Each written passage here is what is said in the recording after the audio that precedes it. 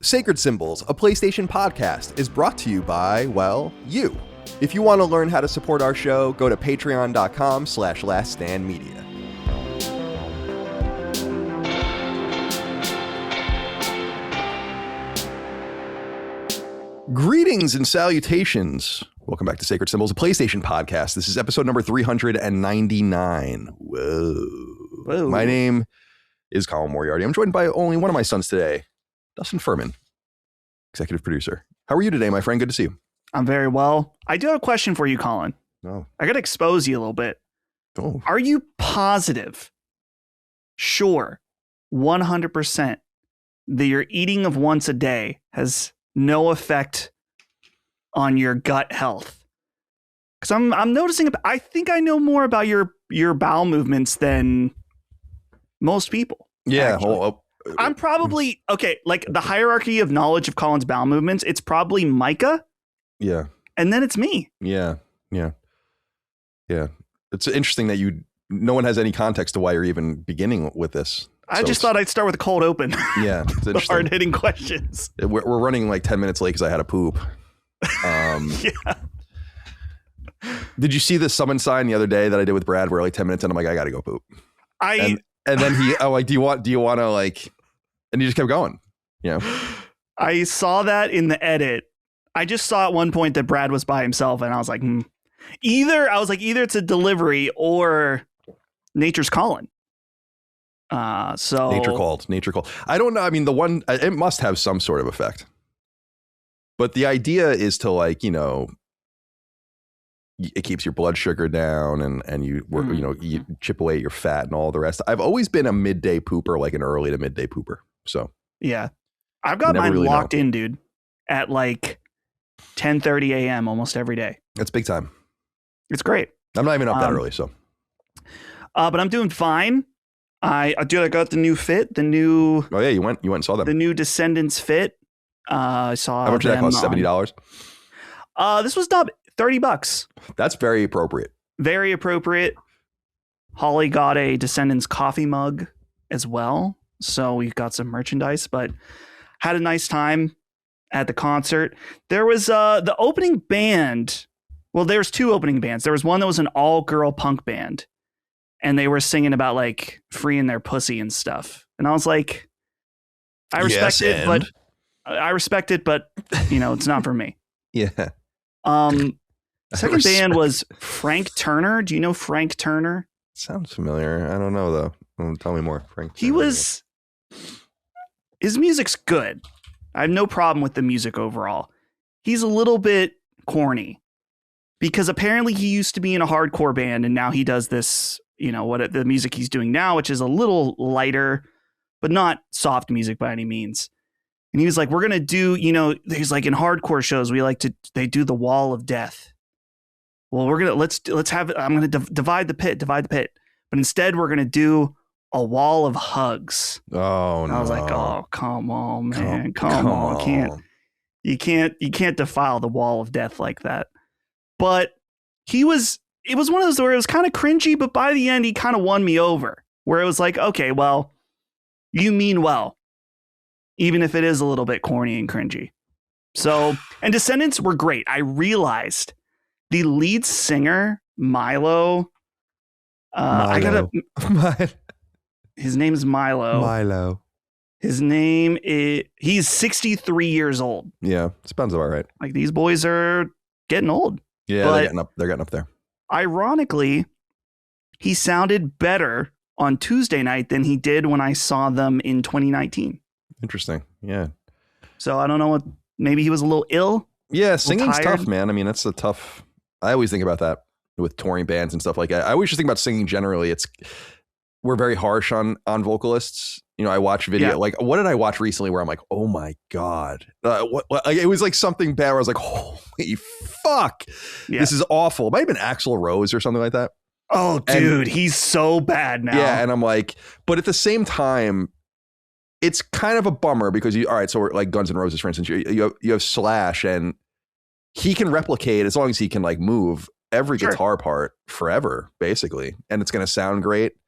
But like the vocals are just not, they don't work that way. And like I get bummed when bands have to change like almost their entire register basically but it's just the nature of the beast. That's why I'm so mad about Linkin Park, because it's like you could have just gotten a guy that sounded just like Chester. Like, look at what Journey did. Like, Journey found a guy who was so much like Steve Perry. Isn't it like an Asian guy? Yeah, the Asian guy. Like, they just found a guy that he sounds exactly like him. Right. You know? And that sometimes you kind of have to do that, but it's a bummer because you wouldn't really have to do that with the other instruments. And yeah. What was I watching too? I was watching like a 311 concert, like just like someone filmed. There's like a 311 archive on YouTube. Yeah. People post a bunch of shit. And Micah was laughing, I think, because I was working out and I was listening to something and I'm like, tune your fucking guitar. You know, because it was like so out of tune for like multiple songs. I'm like, tune your fucking guitar. Holy shit. Yeah. How do you not hear this? So one other interesting thing that I noticed at the Descendants show, and I think they did this last time, but I didn't think about it.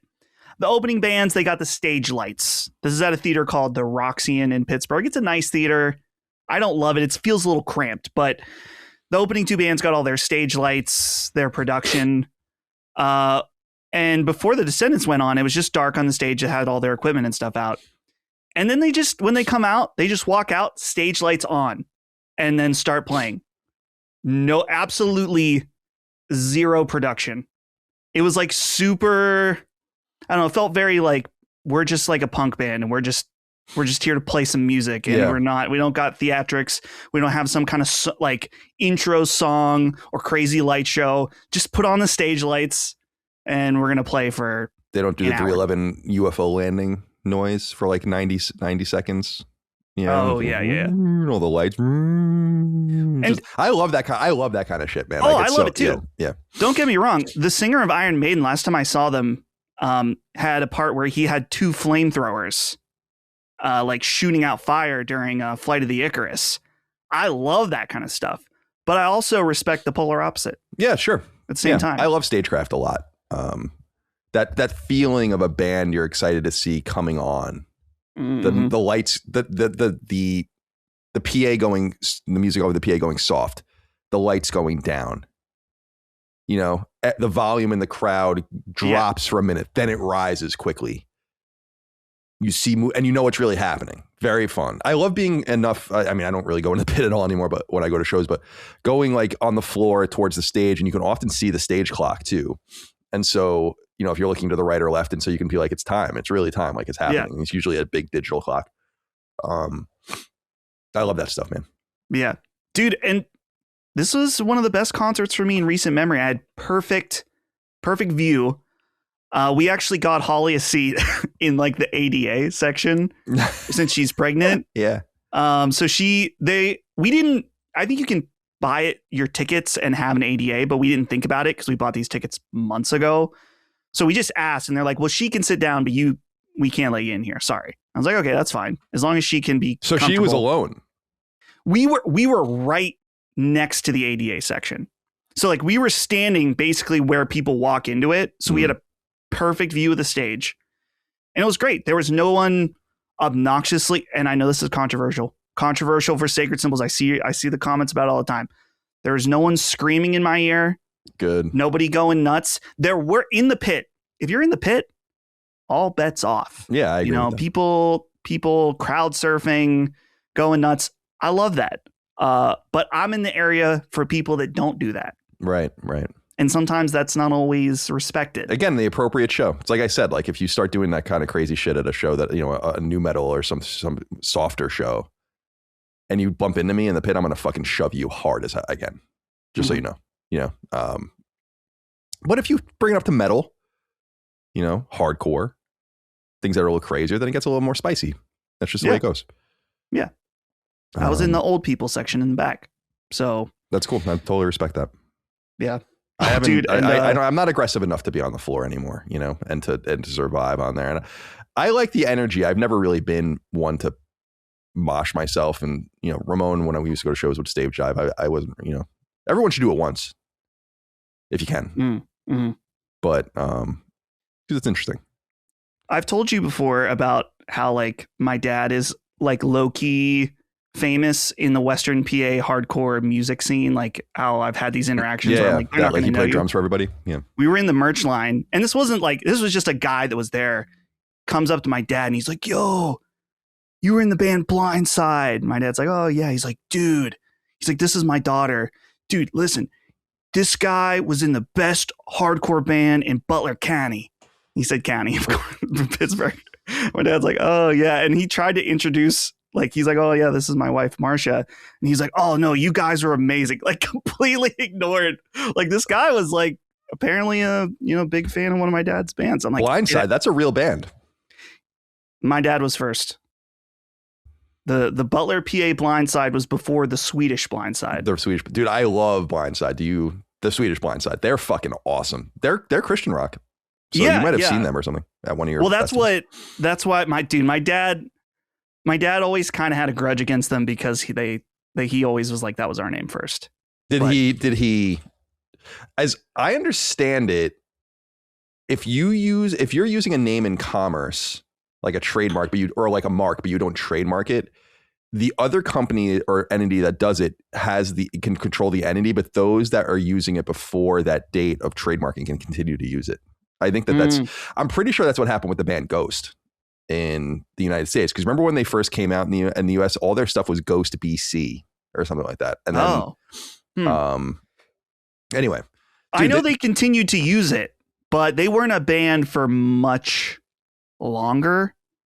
My dad was like 19 or something at the time, 19, 20, even younger, actually. That was his band before I was like right around when I was born. So they were just kids, but the Swedish Blindside. Oh my God. Swedish Blindside, dude. Yeah. Stand Down, but also Stand Up. I mean, that album, Silence from 2002 is fucking sick. Oh, I love that album. Caught a Glimpse, Sleepwalking. These are exceptional. They're an exceptional band. So that's funny that happened. Yeah, a lot of these Christian rock bands. I mean, I was into some of them, like Reliant K. I was huge on. I still love that band. Some of them, though, dude, some of these Christian rock bands are we're talking about corny music, dude. Oh, yeah, definitely. There's a corny ass, I don't think they exist anymore, but do you know like the corny ass Christian rap rock band Family Force 5?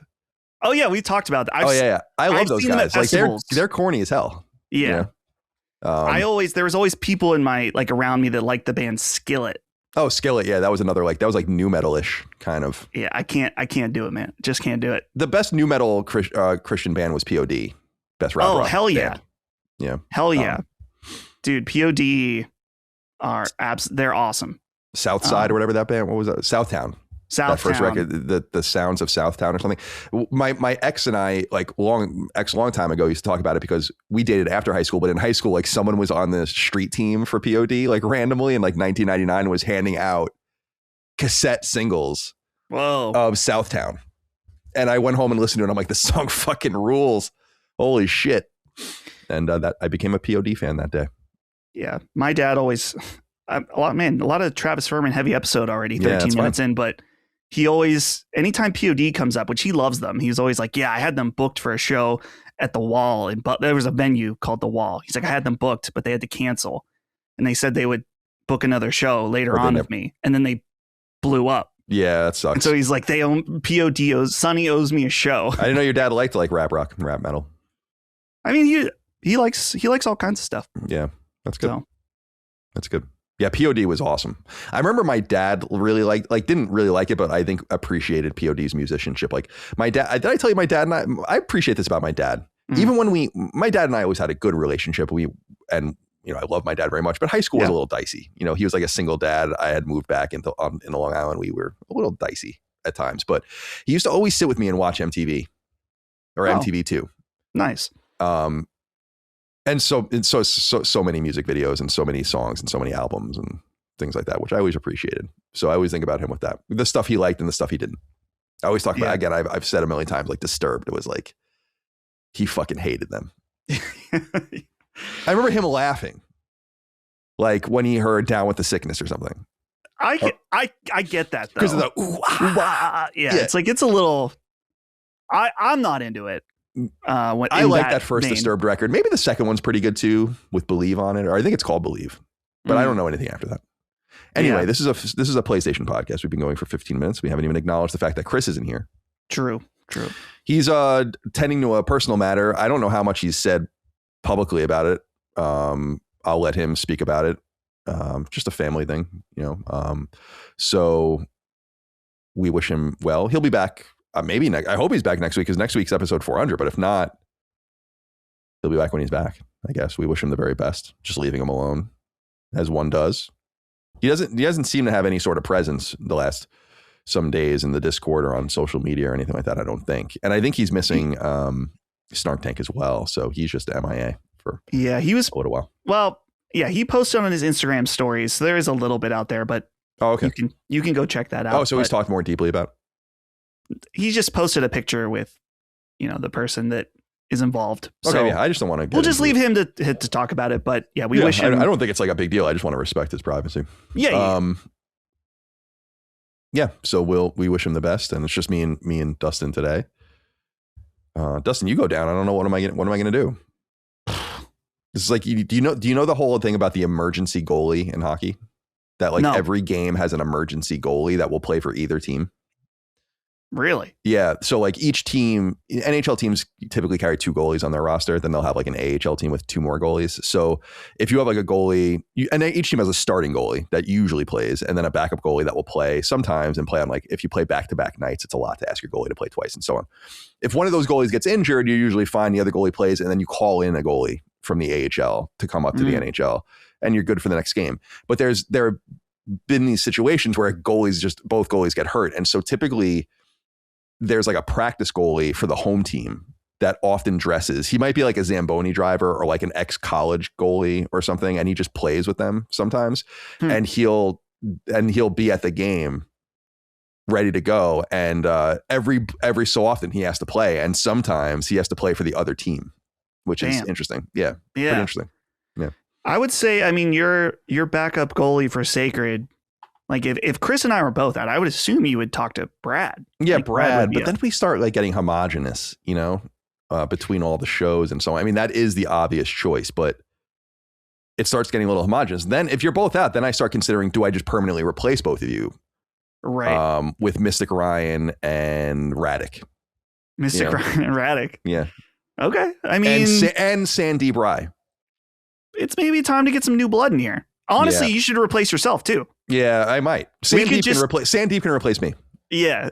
So the new Sacred Tables will be hosted by Sandeep Rai with Mystic Ryan and Radic. Yeah. Starting episode 400. Very good. Then.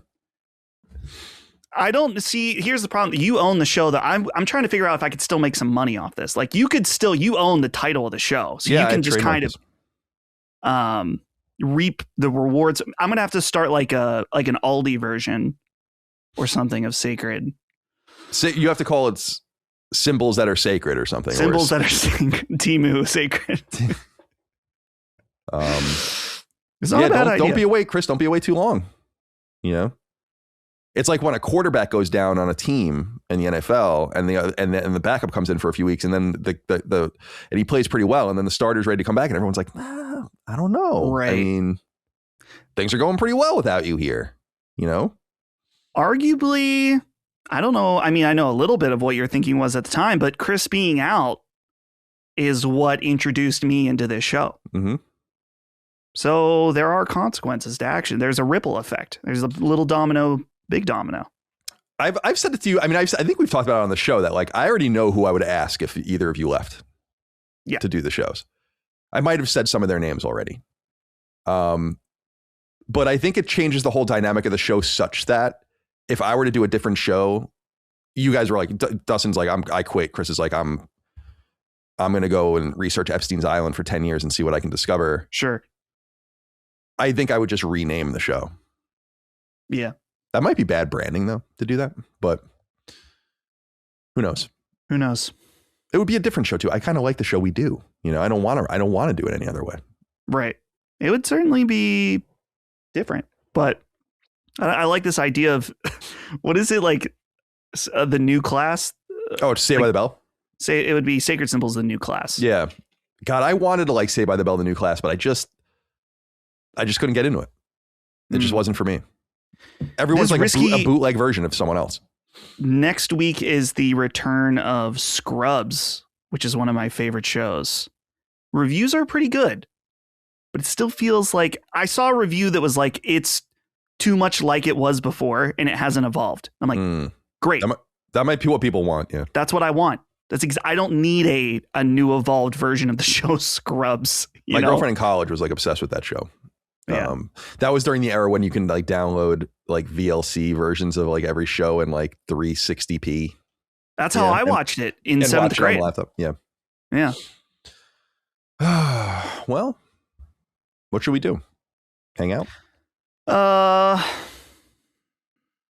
We could just wrap it up. Yeah. 20 whole minutes. I don't know if that'll be satisfactory. I have things to do. Other things I want to be doing. It's raining right now, which is interesting. It's let's see what's the temperature. 55 degrees. It's getting warming up here. Oh, I got you beat. 57. Nice. All right, I guess we'll do the show if we have to. Sacred Symbols, a PlayStation podcast, goes live each and every week. You can get it 3 days early and ad-free over on patreon.com/laststandmedia. Early ad-free access to every episode of this show and all the other shows that are recorded and posted in our network, including Defining Duke, the Xbox podcast, Punching Up the Nintendo podcast, Summon Sign, the Gameplay podcast, and so on and so forth. RSS access for all the shows, so you can just circumvent Patreon and send them all to your podcast app of choice. You can use Spotify as well. Access to our Discord with like 6,000 people in it if you want to deal with those fucking madhouse and those crazy people. Submit your inquiries to the show on the various threads on Patreon. In the newsfeed, threads go live for all the shows. They're deleted, posted, and deleted, and so on and so forth as needed. Sacred Symbols threads are posted on Wednesdays and deleted Thursdays, so you have about 24 hours to do that. Sacred Symbols Plus is another major perk over on Patreon. That's our supplement every week to this show where we do deep dives and interviews and so on and so forth. This week's episode will be a God of War, Sons of Sparta spoiler cast and review discussion. It'll be me, Brad, and Radic, friend of the show. We recently did episodes. I sat down with Hogue to talk all about Ubisoft and what's going on with them and their evolution. We sat down with Dustin's local friend, Evan Miranda, to talk about his game shop in Butler, Pennsylvania. Jaffe's been on recently to talk about this, that, and the other thing. We did a Kingdom Hearts deep dive and so on and so forth. So those will continue. I have a couple interesting interviews in the hopper, more data-driven stuff that I'm trying to work out that I think will be fun. We also do Sacred streaming every Monday at 1 p.m. Eastern time on our YouTube channel, available for everyone. You can watch the VODs over there as well. Dustin and the boys recently streamed RV There Yet. That's what it's called, right? Yeah. Yes. That looked very fun. I just thought it was funny that the guy was just smoking a cigarette the entire time I saw. That was incredibly funny. We did the State of Play watch along, Xbox Developer Direct watch along. We did a bunch of Mega Man stuff and so on and so forth. I don't know what we're going to do this Monday. We have to figure that out, I guess. I haven't really had time to think about it. And Moriarty Cross Jaffe, obviously the hit it's taking the nation by storm. Cool Beans LF wrote in and said, "Hey guys, just wanted to say I am really enjoying the Jaffe Cross Moriarty streams. I hope they become a regular thing. Jaffe as a chaos agent, Colin to rein him in, and Dustin as a Jamie type figure, young Jamie. Really works well. I think this could be a big LSM show, and it gives me that old Colin and Greg energy I think a lot of us miss. It does have that energy. I think it's even crazier than that show because it goes on for so much longer, and so there's a true delirium factor to it that I really appreciate. But I had tweeted out about Moriarty Cross Jaffe that it's the most fun I've probably ever had live streaming. I want to do things a little different, you know? The gameplay stuff is fun. We'll do that, but I don't really get it. I get this. I can do what I understand. And it is kind of, you know, it's kind of, I don't know if you can put your, you know, in your mind's eye, see back in 2015, 2014. It's like when we launched Colin and Greg Live, which was a big idea I had when we found it kind of funny. No one was doing that. That was like a new and novel thing at that point. Yeah. To the point where that just chatting thing on Twitch didn't even exist. And we thought we would get banned if we didn't play. People might remember the very first episode of Colin and Greg Live, which was January 5th, 2015. We played Smash Brothers because we were like, you had to have the little pull down of like what you're playing. And we were afraid we were kind of circumventing. And now everyone just talks. And that seemed like it was totally anathema to the whole system. And yet that's what was natural to me.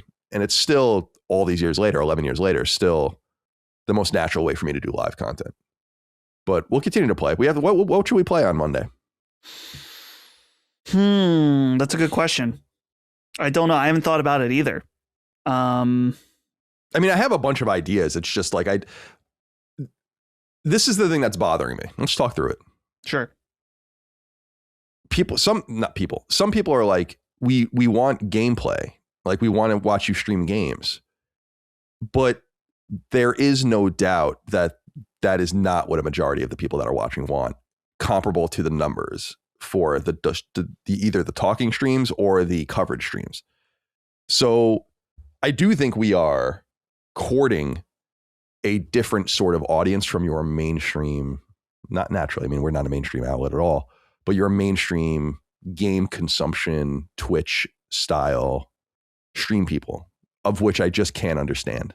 You know, like I don't get it. So I think that sounds about right to you, right? Yeah, it's interesting. This happens on my YouTube channel as well, that my streams where I play a game are not as well attended as streams where I just talk. And it's interesting to me just because our product is talking podcasts. And so I think the idea for streaming is like, well, we can do something. We can do things a little different. Oh, just do things streaming a little differently. But I mean, the audience, you know, the audience is I think this is a Linus Tech Tips thing that he says, but I agree with him where it's like the audience is the guide. You know, you don't necessarily follow the audience to a T, but you let them guide you. And clearly they want more talking. So we can still do some gameplay stuff, obviously, because there are people that really like that. And I think for you, Colin, it's like you wanted to do streaming because it was something that you found invigorating. Yeah, and so I look forward to it. I think what's important is our core product, which is, of course, Sacred Symbols and our other various shows, are not changing at all.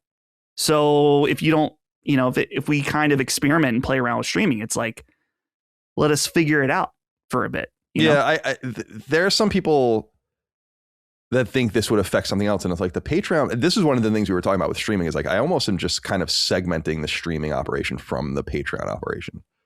Like they're not dependent on each other. You're not really getting anything for that anymore. You know, it's the podcast network.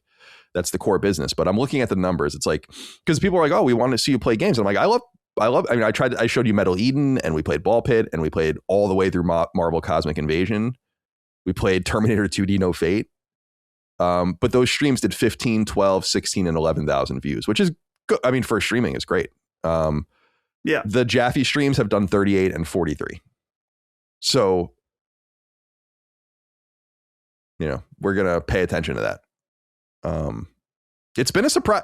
I must admit, I'm not really doing this I didn't start doing the video stuff for lucrative purposes, but it's turning into a thing we can't really ignore.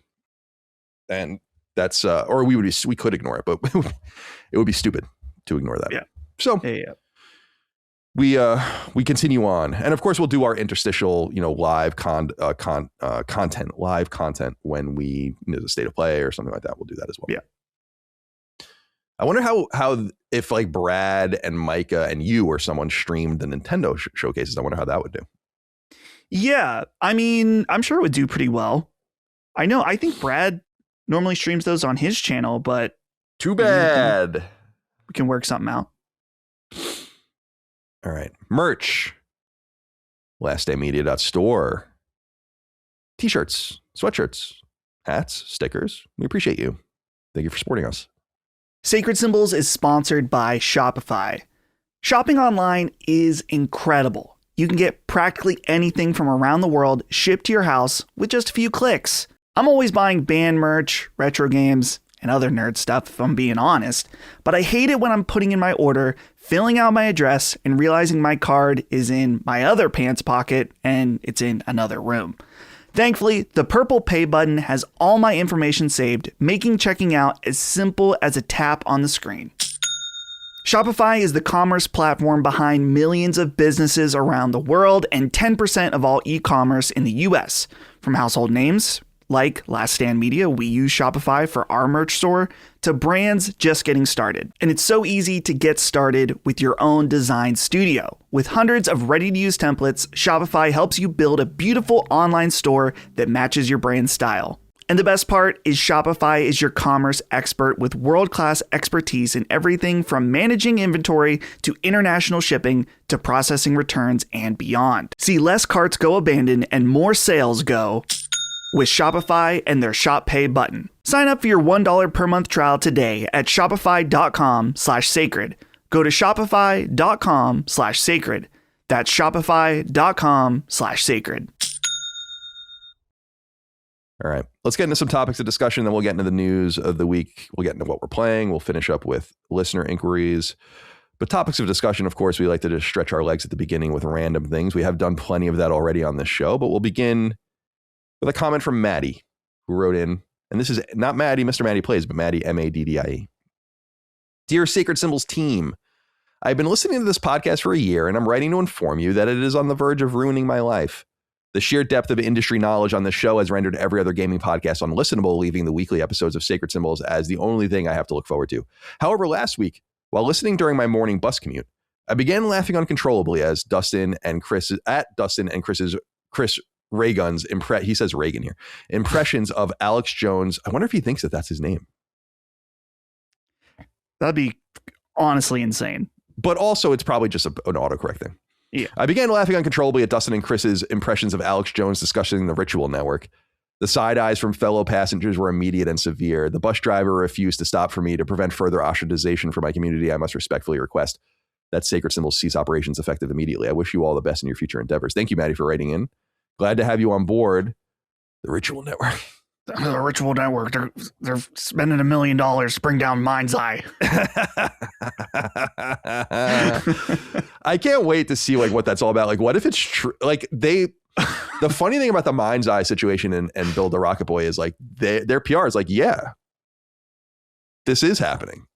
And I'm like, well, are we gonna see the evidence?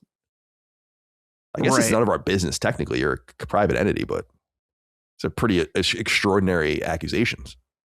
Right. It's just funny because it's like, even if there was someone sabotaging, it was like the biggest waste of money ever. It's like, you don't need to sabotage someone that's sabotaging themselves on their own. So I don't know. It is weird. The Ritual Network is very funny. Like, that's a very funny Alex Jones thing. The Ritual Network. And your Alex Jones edit was a big hit. Oh, yeah. Yep. Yeah, that's on. If you guys haven't seen it, it's on our Twitter account. It's on the Last Stand's Twitter account. Now, Maddie here says that he needs us to cease operations because of his shame. Yeah. I would say that, that's not an option. Period. Yeah. The real option is that you find a new community. Or because of this shame that apparently listening to Sacred Symbols has brought you, you have to commit seppuku. Wow. You just got to kill yourself. Wow. I don't endorse that. I don't personally endorse that. I'm just saying, what comes first? Sacred Symbols. Yeah. I mean, Sacred Symbols always comes first. And last. And in the middle. And everything in between. Maddie, thank you for writing in. Ewan Scott wrote in and said, hello, Sacred Lads. This is a message primarily directed at Sweet Dusty Boy. As a father to a now 16-month-old, if you think you could bring up a baby without having to suck snot, or boogers, as you may call them, out of their nose at some point, you have another thing coming. You'd be surprised how much comes out. And yes, the filter on the snot sucking device does work. They simply can't get it out when they have a cold otherwise. Sending you best wishes from Great Britain after 2 fine wins against the U.S. in curling today. I feel like every time I put on the TV to watch Olympics, curling's on. I'm like, oh, what's on the Olympics right now? It's curling. Oh, and then like 2 days later, what's on the Olympics? Curling. I'm like, I get it. And then the other thing I keep seeing is cross-country skiing. I'm like, is there anything else? This is it. This is what we have going on here. But I was watching, Holly has been watching like the clips on YouTube, and there's like the bobsled stuff. I'm like, how do you get into doing this? Yeah, I think about that too. It's like, where does it start where you have the opportunity to be like, I'm going to try this? It's a little crazy. You ever watch Cool Runnings? No. Do you know what that is? No. It's a movie from the 90s about like it was a real story about the 1988 Calgary Games. The Jamaicans sent a team for bobsledding. And that's really, how did they get into bobsledding in Jamaica? It's what it's all about.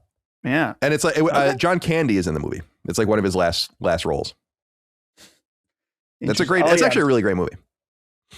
This is a great cover because it's all it's for black people, of course.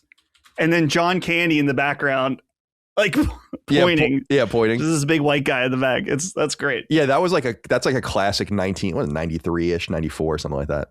I remember seeing it, like renting it and seeing it with a babysitter that I had. And I was like, oh, this is fun. So they figured it out. But yeah, Skeleton's the one I love the most, where I'm like, this is insane. Like, have you ever seen Skeleton? The event? Yeah, look up the event Skeleton. It's bobsledding by yourself, and it's like a bullet, dude. Oh yeah, and you go and you're on your back. Okay, yeah. I have seen this. It's like one wrong move and you're gonna break your neck. You're done. You're totally toast. So interesting. Yeah. Now, sorry. Ewan Scott writes in from Great Britain. He says the snot sucker. He writes in from Great Britain, wondering about the snot sucker. Now, as you guys know, Colin and I have no memory of what is said on a show. Yeah, I black out completely during the show. But maybe I wasn't clear. I'll put this up on me, not anyone else. I want to be clear that I am willing to use a device to suck out the snot from my baby's nose. But I will not use the device where there's a tube where I'm using my own lungs to suck that out. In fact, I mentioned this to when I was reading the notes last night. I mentioned this right into Holly. Holly's like, oh yeah, I wouldn't do that either. But there are other means to do this. There's like a little bulb. Yeah, that's what Micah was saying, because we had talked about it on our walk yesterday, and she was saying, yeah, there's like a bulb. Right. I don't remember any of this. I've just seen like heinous videos of like doctors or even just parents doing it. Like even just with like sucking it basically out of the nose, like almost. It's like, is that what cavemen were doing? How did babies even survive before modernity? They can't do anything. You know, like a baby deer falls out of the deer's vagina. Sure. And it kind of is a little wobbly and fucked up, but then it gets on its feet. And it's good to go. It's weird. Yeah. Meanwhile, whales are out there gestating for 18 months. Come on, man. Yeah. So yeah, I don't know where the confusion is on this. Of course I will help my baby with the snot in his nose. I just don't want to. I'm sure it's I'm not doubting how effective it is. Certainly. And I understand that there's like some kind of barrier filter. I think he mentions the filter, but I'm not doing that. There's other means to do it. So hopefully that clears up the controversy. There was multiple comments and posts about this. I was like, listen, I understand the snot situation. Or I guess maybe I don't yet. I've never had to deal with a baby's snot. You will understand. But I will. You will understand. Nick W. wrote in and said, my good men, did you happen to see the video of Chris Chan being removed from HarmonyCon this week? Rumor has it he was incognito until he blew his cover by handing out personal business cards, which claimed he is in his redemption arc. Are we about to witness a Jaime Lannister-like comeback that will define the next era of the Chris Chan saga? Interesting reference to Jaime Lannister of all the people you could have referenced coming back. I see where you're headed. Maybe you're watching that new HBO show that's supposed to be pretty good. I watched 2 episodes. Another story that George Railroad Martin will never finish. I had to look up what HarmonyCon is. You're talking about HarmonyCon like it's like it has an attendee count of 1,630 people. It's in Dallas. It is I guess some sort of My Little Pony thing based on the website and the art on the website. So there's that. Did you see this? You are a Chris Chan historian and chronicler. Historian, yeah. So yeah, you're right. For some reason, I thought it was a furry convention. Someone should write an illuminated manuscript of Chris Chan. You know what I mean? Like pre-printing press, pre-Gutenberg, the beautiful thing where it's like you turn the page and it's like Krish is the first word. So the C is like huge and it's got all the little gold inlays and stuff. And then it's a Krish Chan. Yeah. You know, and really like the really shitty medieval art of like the, you know, a king and he looks all fucking goofy. Or like, you ever see Medieval Cats? Michael loves that. Oh, yeah. Like they didn't know how to draw animals. Right. Like they didn't know everyone that looked like every animal had a human face. Mm-hmm. Why not do something like that for Christian? Anyway. Yeah. I did see this and, you know, dude, it could have been a spectacular video.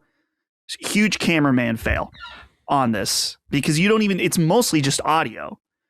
But are we getting a new arc of Christian? Maybe. I feel like there's so much unknown right now because many episodes ago at this point, we were talking about his girlfriend that was from it's either Finland or Sweden who looked very, very young. So I honestly, the later Christian lore is nowhere near as fun or as interesting. It feels like a show that peaked in its early 3 to 4 seasons. And now we're on season 10. Right. And they're throwing the craziest curveballs that interest you. Mm-hmm. They make you dip your toes in because it's so crazy. But then you're like, okay, well, actually, this is not really that interesting. They're just trying anything they can. So Chris Chan on Summon Sign? I don't know if we would get away with it. Did you see all the stuff? He lives he lives literally like in my county. So. Yeah. There's been a lot of controversy with eugenics and him being in it. Yeah, I know. I like how those guys just don't give a shit. There are a lot of people in there, or not a lot, but there are quite a few people in there that some people don't like, and they're just like, yeah. Right. Nonetheless, like if I were them, I'd be like, I don't give a fuck. You know?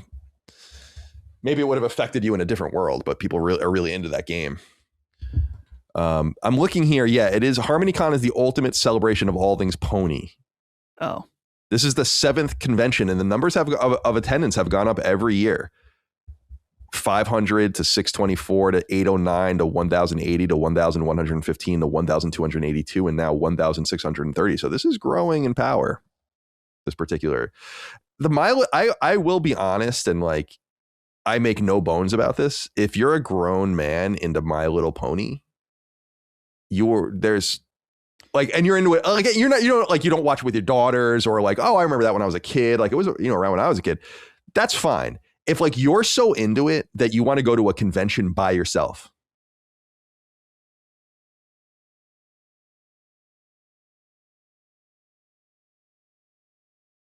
Take a seat. That's all I'm saying. It's a little weird.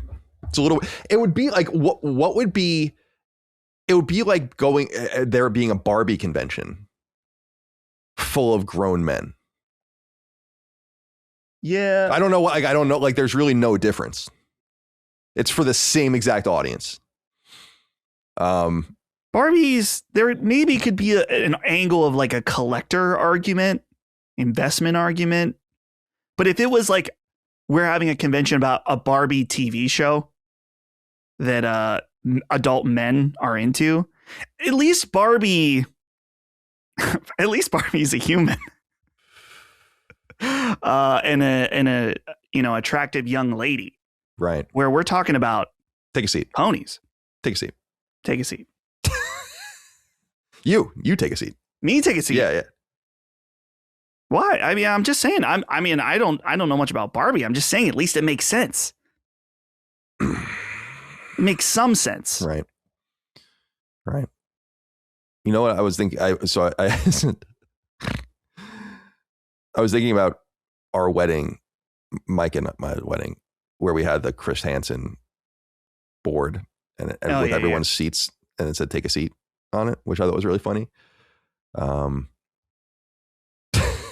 That was a good Micah. That was a good Micah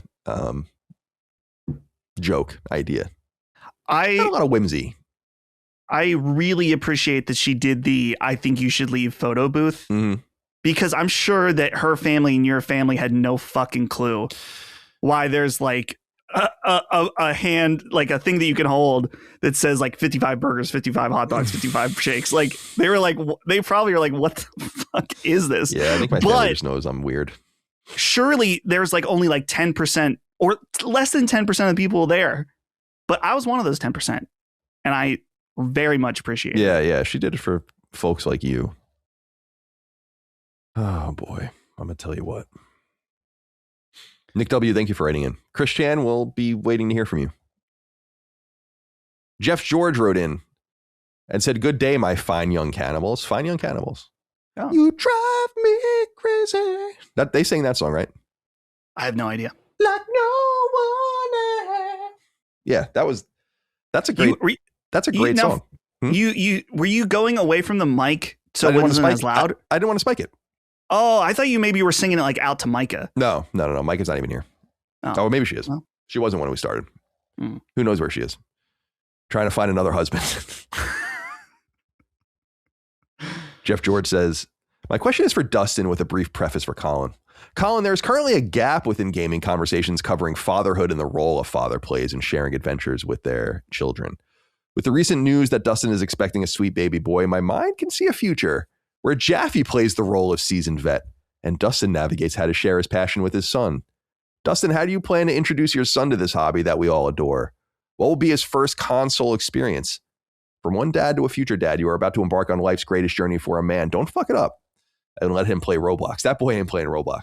No. Uncle Colin's going to ensure there are strict rules and parameters. Yes. Yeah, like this must be exciting. I mean, you could do this with a girl too. Sure. Many women, like I always talk about my sister Allie played games just as much as my brother and I did when we were kids. But it's just obvious that girls have a propensity not to play video games. Boys do have a propensity to play video games, and then there's some crossover there. So you're in the right gender to be able to kind of natively bring this person in. And on one hand, it would be kind of exciting to have a daughter and do that because you have like the home field advantage. Right. You can like change the whole arc, but this will be easy. And it's got to be like one of the most exciting parts about it for any young nerd parent to see like it's not even about introducing them to things as much as to see what they take to. That's what I would be interested in. I wouldn't introduce my kid to G.I. I mean, they would know what it is, but it's like G.I. Joe is like a dead IP basically for kids. It's like, I'd be more interested to see what they like than anything else. Yeah. I definitely am curious about that. I think it's important to get in the mindset where I think a lot of people, when they're going to have a kid, they start to get ideas that their kid is just going to be a mini version of themselves. But like, clearly, if you think about, maybe not everybody, but most people, it's like, think about how different you are from your own parents. I'm very different from me and Dagan are nothing like my dad, Yeah. So I want to make sure that I want to present him with the things that I like. Obviously, I'd love to push him in that direction, but I'm also prepared that maybe he won't like video games, and that'd be okay. But what Jeff brings up here, first of all, the no Roblox thing, this is the thing that I have definitely thought about. And we talked about this to my little cousin and his obsession with Steal a Brain Rot on Roblox. And I'm like, man, I messed up. I tried to get these kids into proper video games where I was trying, like I got them Zelda. I got them this was years ago, but a 3DS, and it didn't work out. I wasn't assertive enough. So for the thing for me with just, my kid is just, I want to make sure that he's exposed to real video games and not, Roblox there's nothing wrong with even like something like Fortnite either, but that's something you do in addition to, the other video games. So I'm not going to be one of those dads that's like, well, you're going to start on the NES like I did, and you're start here with today's Ice Climbers. I'm not going to do that. I think that's. I would love for him to be into that and appreciate that, but I think that probably it will be a lot of Nintendo Switch stuff. PlayStation as well. We'll see what he gravitates towards. We have Holly just got a Switch too, so we have a Switch Lite. And that's perfect for when he is like around the age where he can start playing and he can have his own console that's not like the newest thing, but still have access to all these amazing games. It is interesting that I thought about this, Colin. Maybe you've thought about this as well. My parents weren't into video games. And so the games that I got were a huge blessing. And I was like, when am I going to be able to get this next game? Christmas or a birthday? Because there wasn't like I was getting a fresh flow of games all the time. With me being into games, he will not long for new releases as long as I'm interested. They're ones that I'm interested in as well. Like he's going to have access to all this stuff. Will that desensitize him to that joy that I had?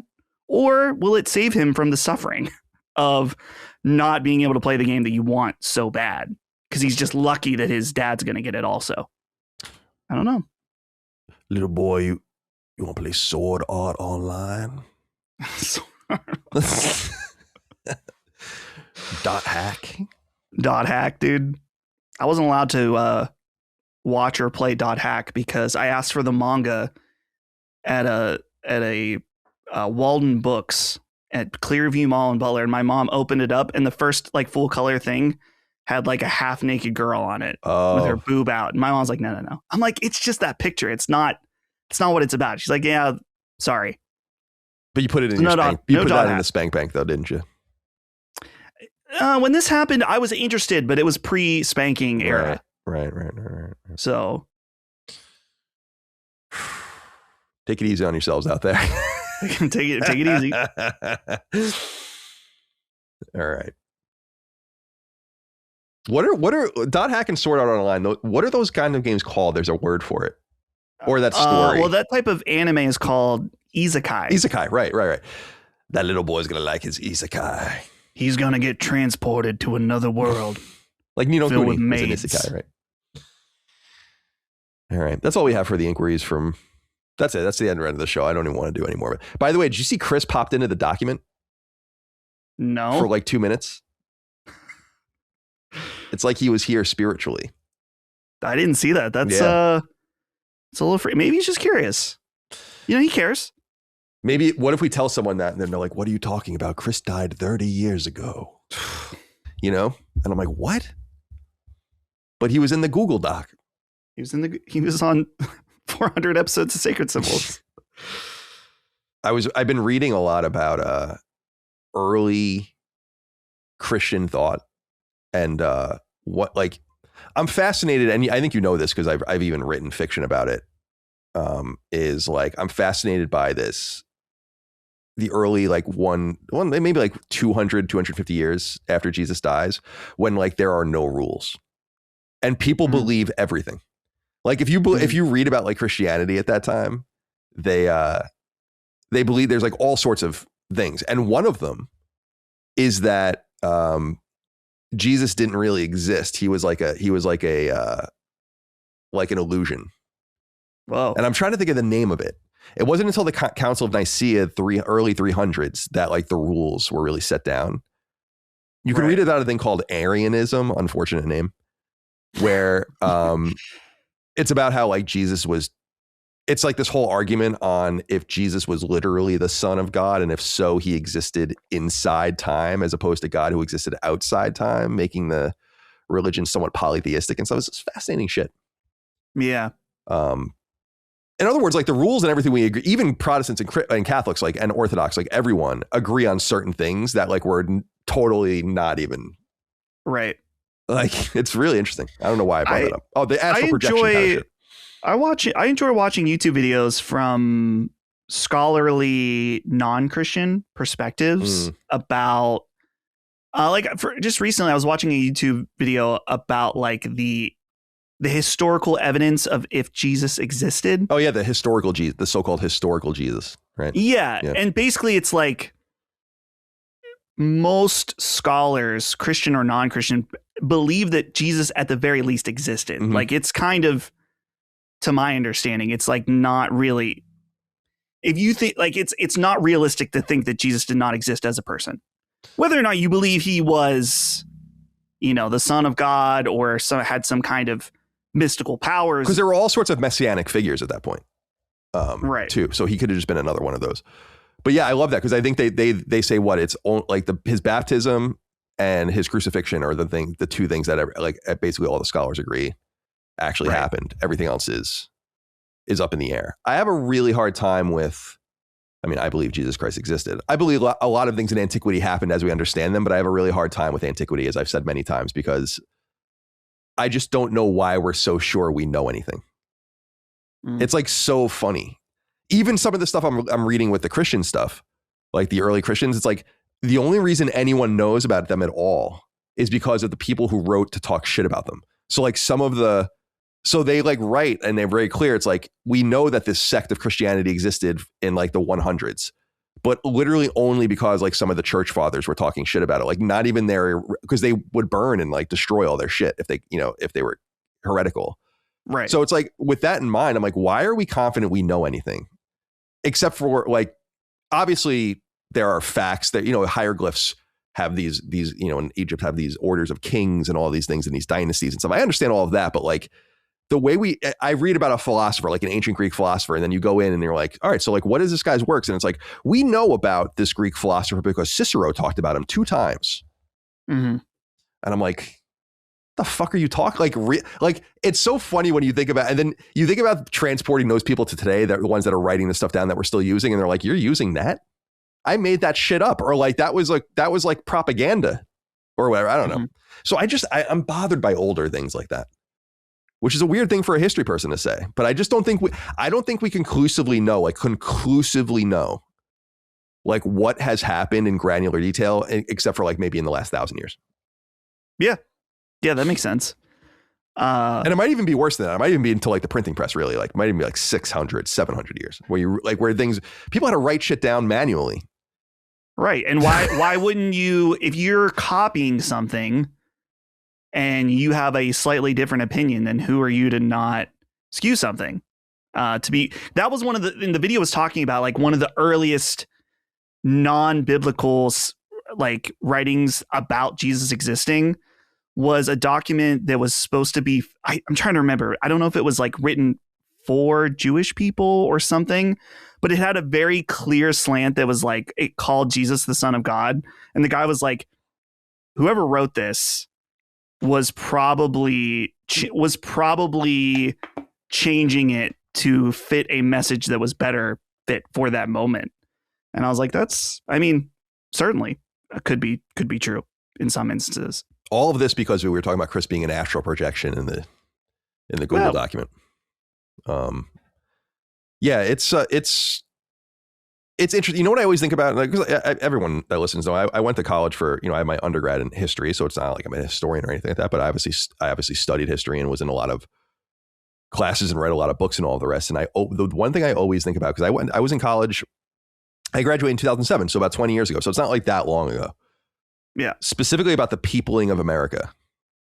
Like, it was considered fundamental truth when I went to college that like the Bering Land Bridge, people crossed it 10,000 to 12,000 years ago. The Laurentide ice pack had like a corridor in it somewhere on like in eastern British Columbia. People worked their way down. Maybe they went along the water as well. And that's how the Americas were peopled.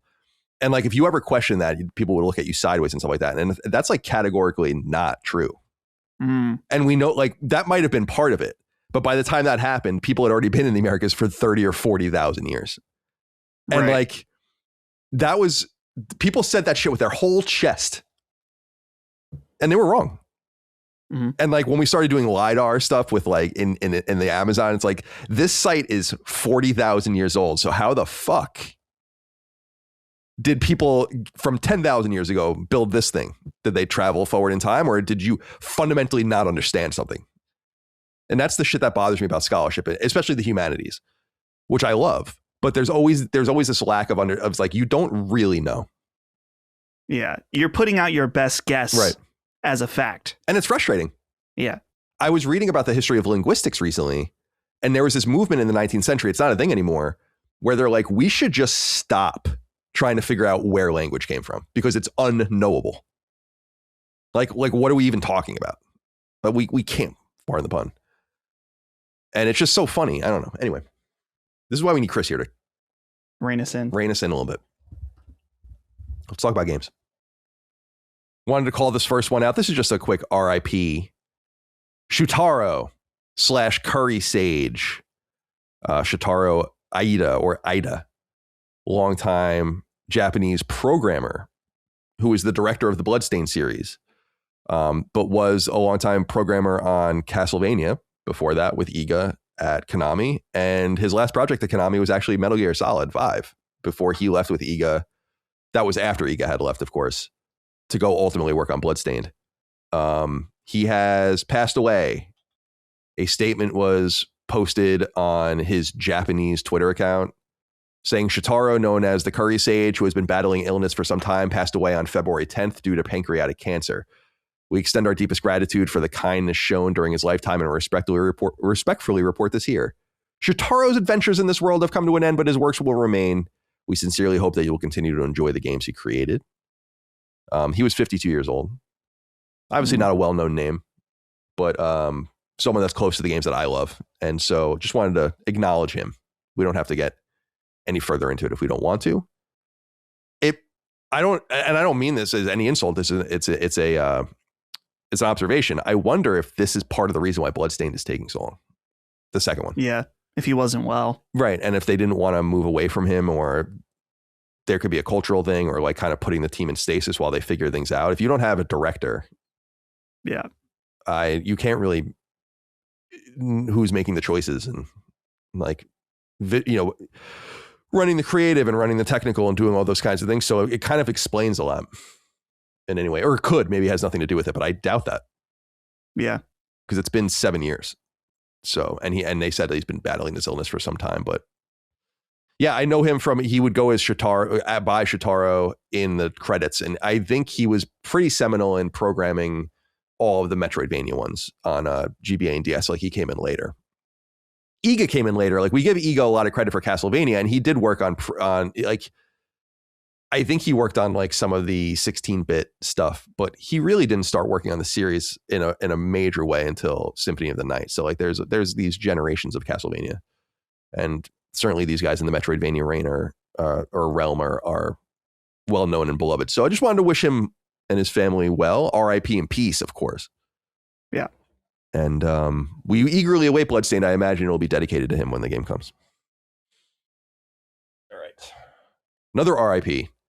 Hideki Sato, legendary Sega designer behind every one of their consoles, has also passed away. Sega released a statement saying, "We are deeply saddened to learn of the passing of Hideki Sato, who served as president of Sega from 2001 to 2003. It's funny that they lead with that because that's not what he's really best known for. Sega would like to offer its condolences to his family and friends." Now they get into it. Starting his career with the development of arcade machines, Mr. Sato was instrumental in the development of iconic home consoles, including the SG-1000, SC-3000, Mega Drive, and Sega Genesis, Sega Saturn, and Dreamcast. His leadership helped lay the foundation of Sega, and his contributions had a significant and lasting impact on the entire gaming industry. We will always remember his contributions to our company, and all of us at Sega extend our deepest condolences as we honor his memory. They undersell him a little bit. I'm not an expert in Sega by any stretch of the imagination, but he was a massive player in all of their consoles. And while Sega is a long dormant, I mean, it's crazy to think about it, dude. Like we're close to like, I mean, not that close, but getting close to 30 years since they, left it's like 25 years really since the Dreamcast was discontinued. And so they haven't been an entity or a player in a long time. And really, we look at them as a publisher, but they were a hardware presence for a long time. And the Master System, not so, I think visually the Master System is actually really iconic. I love the way the Master System looks, but certainly the Genesis is an iconic console in America, especially, but certainly around the world. Mega Drive in Europe and in Japan. And I don't think there's anything to write home about the aesthetic of the Saturn or whatever, but I do think there is something interesting about the Dreamcast as well. So I wonder if you have any reflections, not about the man, we don't really know much about the man, but about the consoles he helped design and Sega's legacy kind of living and now perhaps dying with this man. Yeah, I grew up primarily with a Sega Genesis. I mean, that was the first video game that I ever really played. Was either, I don't know which one was first. It was either, Sega Genesis or playing on PC. But that console in particular, and of course in hindsight, I fully agree that the SNES is the better console, but that's the one I had growing up. And there's something about it, man, where there's such a signature sound to a Sega Genesis game. The sound chip in there, I love it. Any Sega Genesis game, it's like I feel like I can immediately detect that certain sound to it. And so yeah, that was such a big influence for me growing up and playing, of course, unfortunately, Sonic on the Sega Genesis and other games on there. It was awesome. It was what really got me into video games all those years ago. So unfortunately, I never owned a Dreamcast when it was a thing because I was just a kid. Yeah, and there was no way I was getting any kind of new consoles. And then by the time it was maybe available, it was like, why would you buy this? So, but yeah, looking back on it, dude, the Dreamcast, there's something about it that is just so cool and futuristic, and the different ideas that had in it, like having the ability to connect to the internet, one of the first consoles to do that. Yep, it's awesome. The visual memory cards and the way they connect into the controller, so many neat ideas with that console. So RIP in peace. Of course. Yeah, I mean, they don't get a lot of credit. MegaNet was the thing that Genesis or Mega Drive used in Japan. It launched in 1990. It's like pretty... I mean, there was Satellaview, and you could do on Super Nintendo and Famicom did connect to the internet as well. You could do like weather and shit like that. But it's like, it's so funny that that interconnectivity stuff was... I'm just telling you from someone that was there, and I'm sure older people would agree as well. Like, we weren't even thinking about connecting the consoles to the internet. It was... Yeah. Even when you learn about things like, I didn't know anyone that had X-Band, for instance, which was way ahead of its time in the mid 90s, but that was a thing. And there were like tens of thousands of people subscribed to it at one time. And that's like in the mid 90s. It's like, you're telling me you were playing Street Fighter 2 on Sega Genesis on the internet in 1994. And there were people that were doing it through X-Band. So that is pretty interesting as well. But, oh my God, I was such a huge Sega hater. It's like, the thing is that, and it was like right up my alley. Like, I just grew up hating Sega, and I don't know why. Well, I know why, because it was vastly inferior to Nintendo, like you said. But we did have people in our lives. I always talk about Dagan's best friend, PJ. He was a big Sega kid, so we always had access to his stuff. And my neighbors had a Master System and a Genesis as well. And what I remember about the Genesis is, you don't know this as a kid, but like the industrial design, it's so interesting. It was the exact opposite of the Super Nintendo, and it was earlier too, obviously. They actually, interestingly, my neighbors did have a Genesis before Sonic, but like obviously Sonic in 91 is what really brought Genesis to the mainstream. But like that whole red band branding and like it's like shit where even as a kid, I'm like, what is the purpose of this? Where like the volume knob, it's like you're going to sit, it's a console. Like what are we doing here? And I guess the assumption was your parents don't want to hear the shitty chiptune music and like the repetitive stuff, so you would plug your headphones in. But just the whole we did. Yeah, like I couldn't. It's like we're not that close to the TV. I don't know what I'm supposed to do with this. Even as a kid, I remember that. I remember the flimsy little reset button with the little dots in it, and then the big thing is the controller, and specifically the way the controller sounded when you used it. That is a very... I hate that controller, but it did work for certain games. When they added the 3 gray buttons later on to the Genesis controller, that was obviously a lot better, but played so much stuff in the early 90s on Genesis, even though, at my friends' houses, even though I would never want it myself. And it is a very visually memorable console. Yeah. And then Dreamcast, I think, Dreamcast was the first gaming console, in my opinion, and I think PS2 was one in its own way later. It was the first one that didn't look like a gaming console. It looked like an electronic, like a late 90s eggshell colored electronic. It fit very well. And I remember and it's so small. Like, I think the thing about the Dreamcast that people underestimate is how small it is. It's incredibly small. The Genesis got smaller too in like Mark III or whatever. But yeah, so I don't know. RIP to him. And the era of Sega hardware. It was exciting. Like it's kind of sad because obviously the Dreamcast was discontinued in spring 2001, and we got the Xbox in fall 2001. But that was literally the last time that something really was born and then died, or died and then was born. And it's kind of been static ever since then in terms of the competitors. And it wasn't always like that. There were people that were like trying to get in, and with differing success. And it was a different time. He was very much part of that. He looks like a nice man, doesn't he? Oh yeah, definitely. Looks like a nice old Japanese man. All right, but the after those RIPs, I have breaking news, Colin. Oh yeah, like top news. People, I was getting alerts on my phone. Really? Yes. I just sent it to you in the chat. Breaking top news. Oh my God. If anyone's watching the video, if you rewind about a minute, you see me go like this. Because I was like, what the fuck is everyone? Why am I getting tagged in all this stuff? What? Unbelievable. Audio listeners hate us right now. Well, it says here, Wario64 on Twitter has a screenshot of a Jason Schreier post on Blue Sky saying, breaking, PlayStation is shutting down Bluepoint Games, the studio responsible for modern remakes of classic games such as Demon's Souls and Shadow of the Colossus. Bloomberg News has learned. A shocking end for a well-respected studio. Bro, Herman Hulst has got to go. That's like my gut instinct. It's like, what are you doing? What are you doing, dude? You fucking ruined them. Dude, what a waste. What the fuck? That's so disappointing, just because obviously you wish with the best for the people that are losing their jobs. They just sold the studio not so long ago, so everyone's probably vested. I mean, there's good news to be had, at least people that owned it or had shares in Bluepoint, but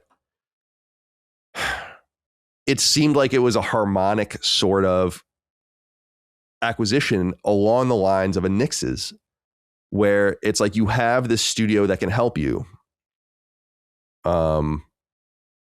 And you have this studio that can kind of create, I don't know, 2 or 3 remakes, if they're small, a decade. And you should just have them churning those things quietly, like a studio that is the house of respecting your history. Where do we go next? What do we show the respect to? What can we modernize? And I'm eager to learn more, but it's like, how did you blow that? How do you blow that? The Shadow of the Colossus remake's awesome.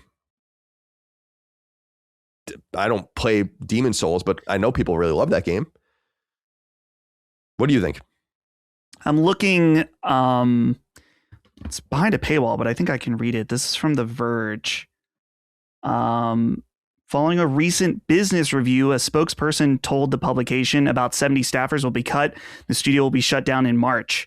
Quote, Bluepoint Games is an incredibly talented team, and their technical expertise has delivered exceptional experiences for the PlayStation community. Where is this? This is on The Verge. Let me copy and send this. Yeah. It's behind a paywall, so I'm reading it. Maybe you know how to get around that. Yeah, I'll see. So yeah, this is from a spokesperson. Quote, we thank them for their passion, creativity, and craftsmanship. Sony didn't immediately reply to a request for comment. Who's the spokesperson? So, okay, well, while you're looking at that, I'll say my thoughts. Yeah, this is so, it just, like, this feels like so incredibly stupid. Think about whether it's even just from, like, Bluepoint from 10 years ago that was just doing, like, more simple remasters, whether that's, of course, this is not Sony, but, like, the Metal Gear HD collection, which was the backbone of these new Metal Gear re-releases, and then the Uncharted games as well, the Uncharted collection they did. Excellent. But then even taking it many steps higher with Shadow of the Colossus, which was awesome. In fact, I mean, there were, of course, with any remake, there's going to be some complaints about people that are like, oh, it doesn't respect this art direction of this castle or something. But it's like, I think by and large, everyone agreed, like this is, no pun intended, the blueprint as Bluepoint doing this, as you were saying, Colin. And then with the launch of PS5, Demon's Souls Remake, which was awesome. In fact, I still think it's one of the best games on PlayStation 5. And as you were saying, Colin, it's like they had, like, this feels like with the acquisition of Bluepoint. I remember when it happened, we were like, yeah, this is the easiest home run ever. You have all this IP, all these old games that people still love, and they want new ways to play them and new ways that they're certainly willing to pay for to play improved versions of them. And this is the team to do it. Like, especially around that time, it was like no one is remaking or remastering games better than Bluepoint. Now, to be fair, there are a million things that we don't know behind the scenes. We do know that Bluepoint was supposedly working on some kind of God of War live service project, which obviously sounds dumb as hell to anyone who hears about that. Like, I guess a God of War multiplayer live services already seems kind of stupid, but then you have Bluepoint, for all the reasons I just mentioned, is the team doing it. It's like, what are you doing? What is this level of mismanagement of a proper use of talent? Whether it was Bluepoint's decision or Sony's decision, we don't really know. I remember something that Bluepoint was interested in making their own original game. Yeah, and that to me is almost like, I remember saying at the time, like, too bad. Yeah. Like, so, who knows? Maybe I'm being overly generous and fair that it's like, maybe for since Demon's Souls Remake, this studio has been incompetent to the degree in which Sony is justified in making this decision. But I find that based on those games before then, I find that really fucking hard to believe. It's just the only thing that changed was Sony leadership. Yeah, it's again, we're experiencing this in real time, so I have to really develop and think about this. But like, my shoot from the hip kind of thoughts are, this team was there should be a caveat before I even say anything, that, and it's like you kind of inferred, is like, maybe there is something fucked up to this, maybe these guys are in some sort of rebellion behind the scenes because they do want to do their own shit. Maybe they've lost talent. Maybe they've lost drive. There's a billion different reasons. Their game just got canceled. And I believe that that's true based on the sourcing of that they were working on a God of War multiplayer game. And I think that became because they were basically in contract work with Santa, for lack of a better term, even though they're in the family of first party studios, they worked on Ragnarok. So it's like, you bought this team, put them on Ragnarok to like help after Demon's Souls shipped. And then you had them on a God of War multiplayer game for a few years, canceled it, and shut them down. From the outside, and it's like, out of all, I've said before, and we talked about this a few weeks ago, the music is going to stop for some of these teams. Like, I know that. Like, we all know that. I just can't believe it's them. Like, no offense, but out of like everyone you have, like, if you're trying to like save money or try to like boost the books a little bit, you close Bluepoint, not only because they're incredibly talented, but they're in Texas, an incredibly business friendly, affordable place to be. And meanwhile, you continue to fund Media Molecule. I'm sorry, even Bend. I don't want any of these studios. Fire Sprite, I don't want any of these studios to close.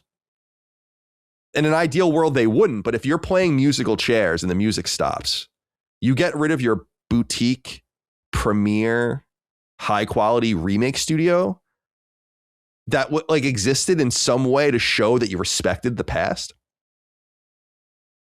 And instead of just doing what was obvious, which is to say, like, what you should do for a team like that, instead of being like, you're going to work on God of War Ragnarok now for no reason,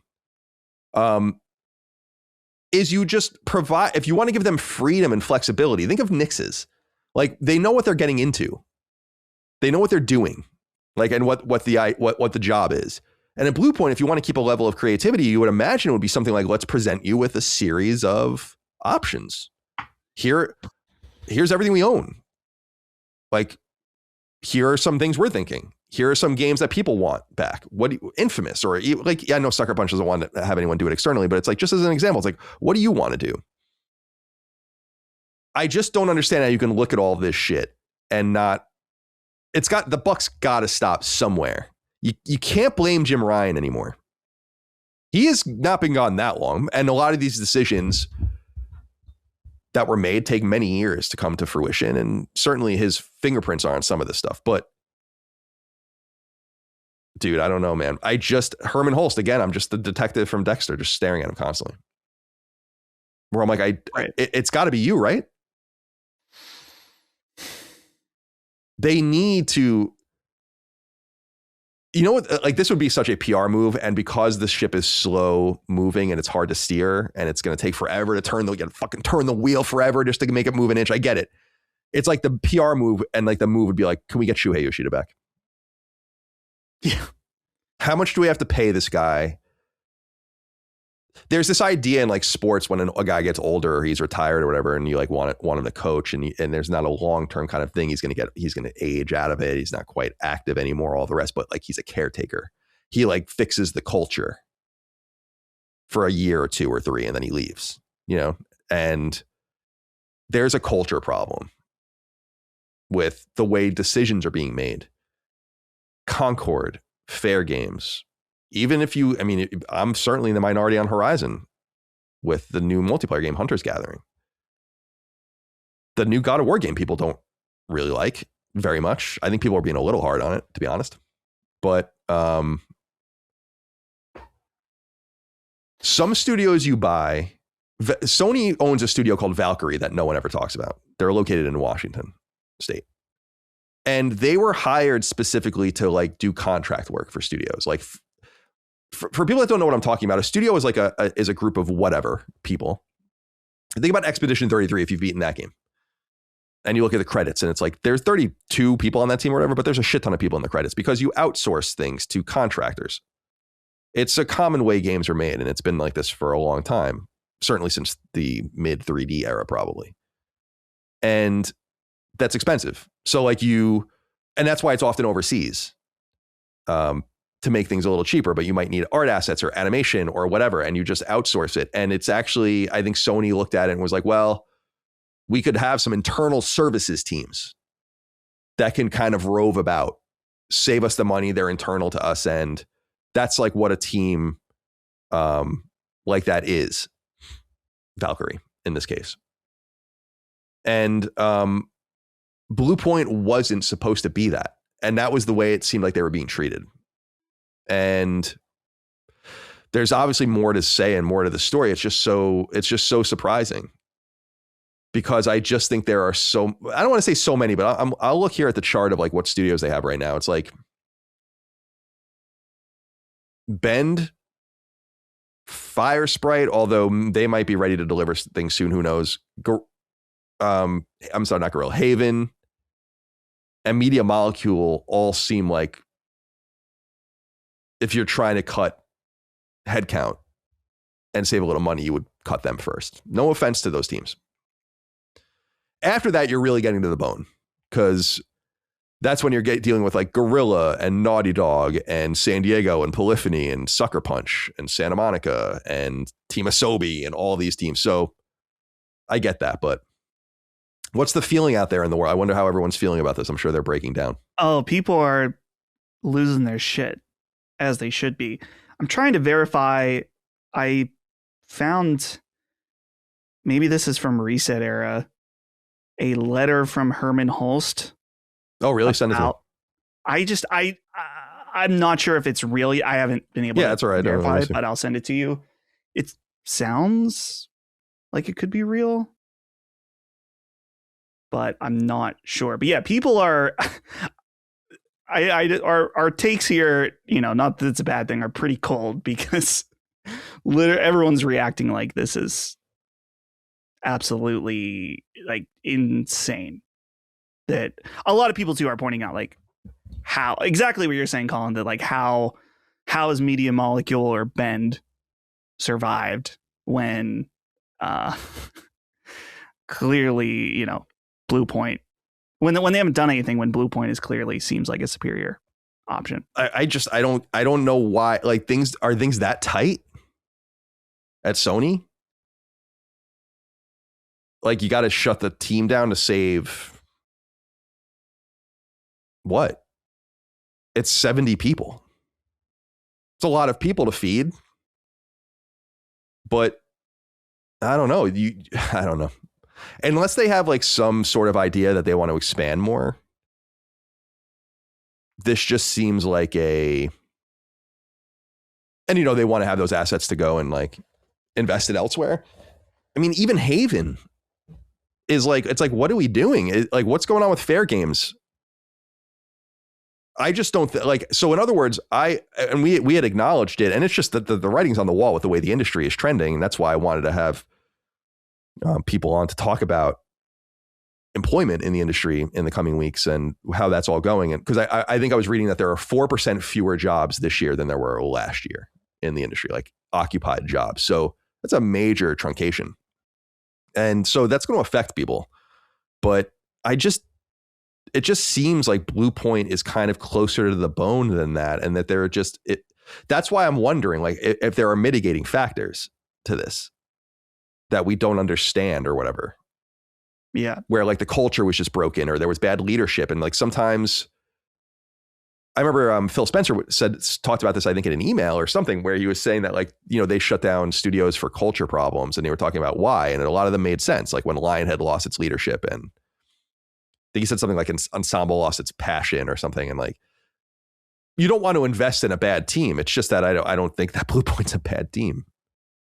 I think they're a great team that did a lot of great work. A lot of it for Sony going way back. They developed it's funny. I mean, they developed a PlayStation 3 launch game in Blast Factor. That was their only original work. And I just thought that they were a dynamo of respecting subject matter, of remaking and porting things in a really respectful manner. The Nathan Drake collection's excellent on PS4. Yeah. They ported Gravity Rush. It's just that they haven't been able, they ported Flower and did a bunch of other shit, but and they even did Titanfall on 360, which I think is awesome. That's like the most random thing that they did. But they've really gotten no chance to flex since the PS5 launched, and this is a common trend. It's all fucked up out there. And I want to know who's responsible and who's taking responsibility for this. This letter sounds real to me. Yeah, I'm sending you another link. Unfortunately, but it is on the main Reset Era post. I just was trying to figure out where it came from, unless it's some employee that. Yeah, some employee probably just sent it to someone. Yeah. Do you want to read it? Yeah, I'll read it. It says, this is from Herman Holst, apparently to, I don't know who, this might be going out to everyone in a first party team. Quote, "Hello, everyone. I wanted to share an important update from the studio business. As I mentioned in the December town hall, 2025 had some strong highlights within PlayStation Studios. Ghost of Yotei launched a critical and commercial success. Death Stranding 2 on the Beach further showcased our commitment to narrative excellence, and Helldivers 2 and MLB The Show continue to drive ongoing engagement and revenue." Interestingly, Helldivers is coming up, even though it's not a first-party game, but obviously it's a PlayStation Studios game, so they're talking about it all as one.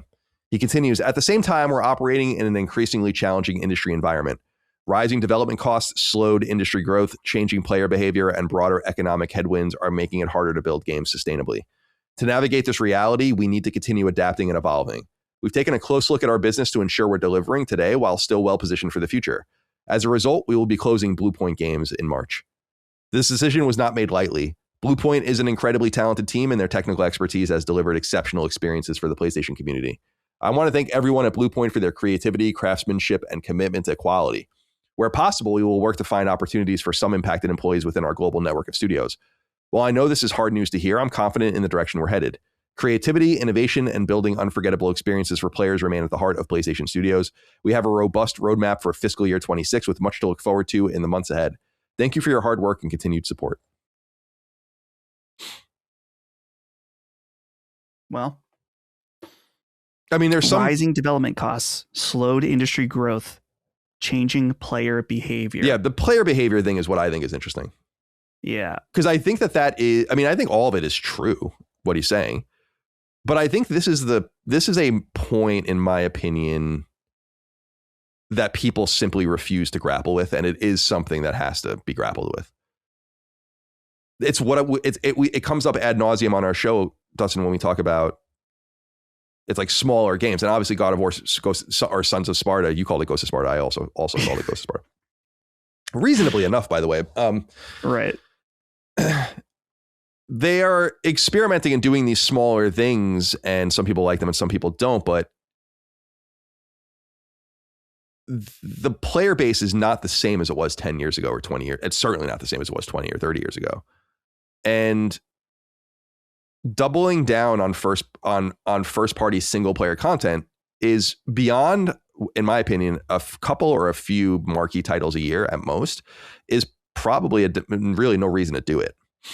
And it's kind of what we were saying to one degree about Xbox's studios, and to an even greater degree about Embracer, where you own so many teams at some point that you have no culture anymore. And now all your games are kind of just in a whirlwind, and some of them will even compete with each other. And there's reasons for people to try to take each other out and try to win on this ladder of survival as things get cut from underneath over and over again.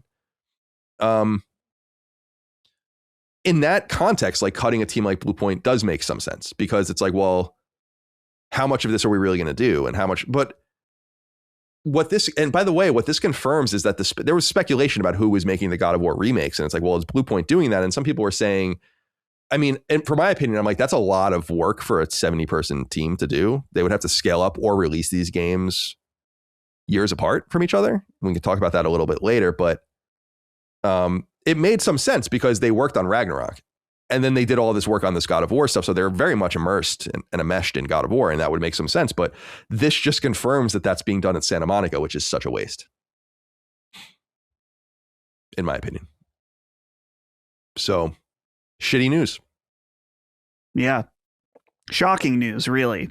Man, it's like you're saying, you know, it's weird in that we've talked about Sony financials, you know, all the time, every quarter. It's so weird that the company is doing so well.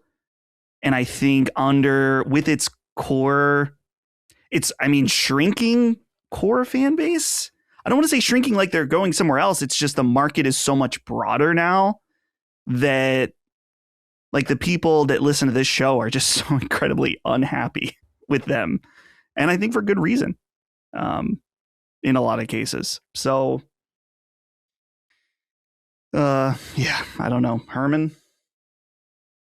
I mean, I know Jaffe feels the same way I do about Herman, which makes me feel kind of good, because Jaffe founded 2 first-party studios, and he's co-founded and helped build Santa Monica, and then he founded Incognito as well later on. And of course, second parties and Eat, Sleep, Play and all this. So he understands the context in which this all works, and the players and stuff. And he's totally skeptical of him too. And he might be in like to give him the benefit of the doubt and to play devil's advocate, he might be in a position where he's going to lose either way, because it's true that the money's in games as a service and live games that churn, no doubt.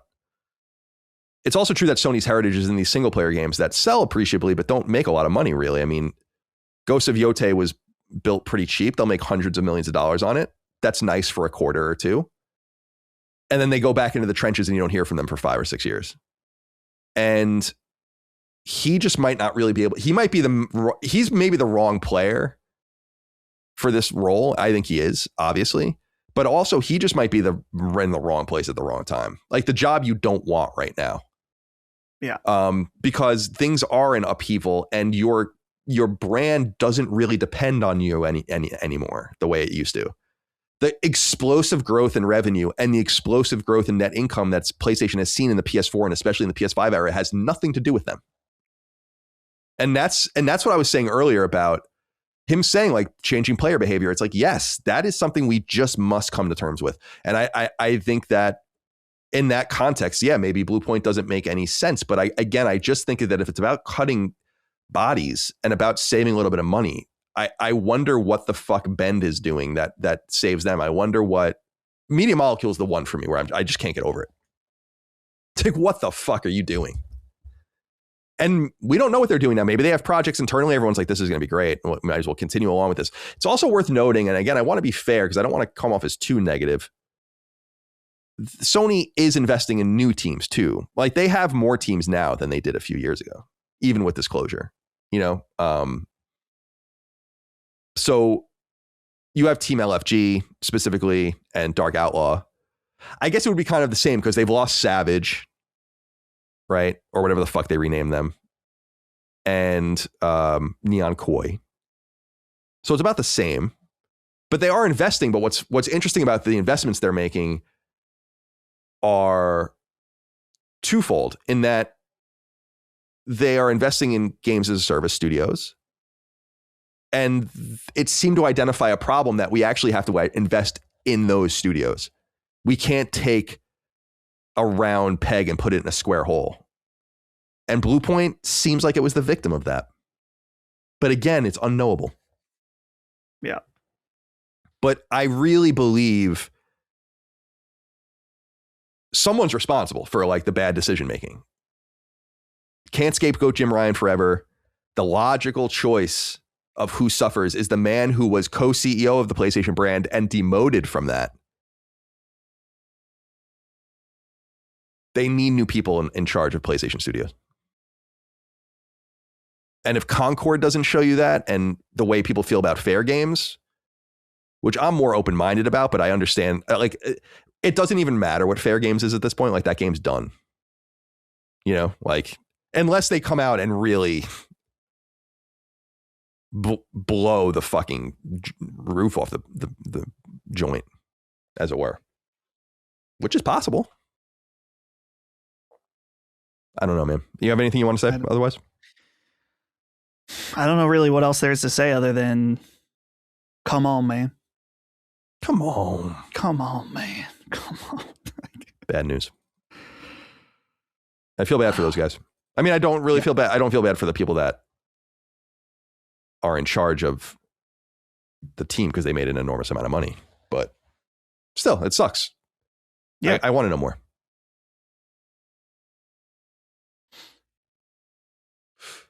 Let's see. And I think Holst has to go. Yeah. But you theorize that he was locked in.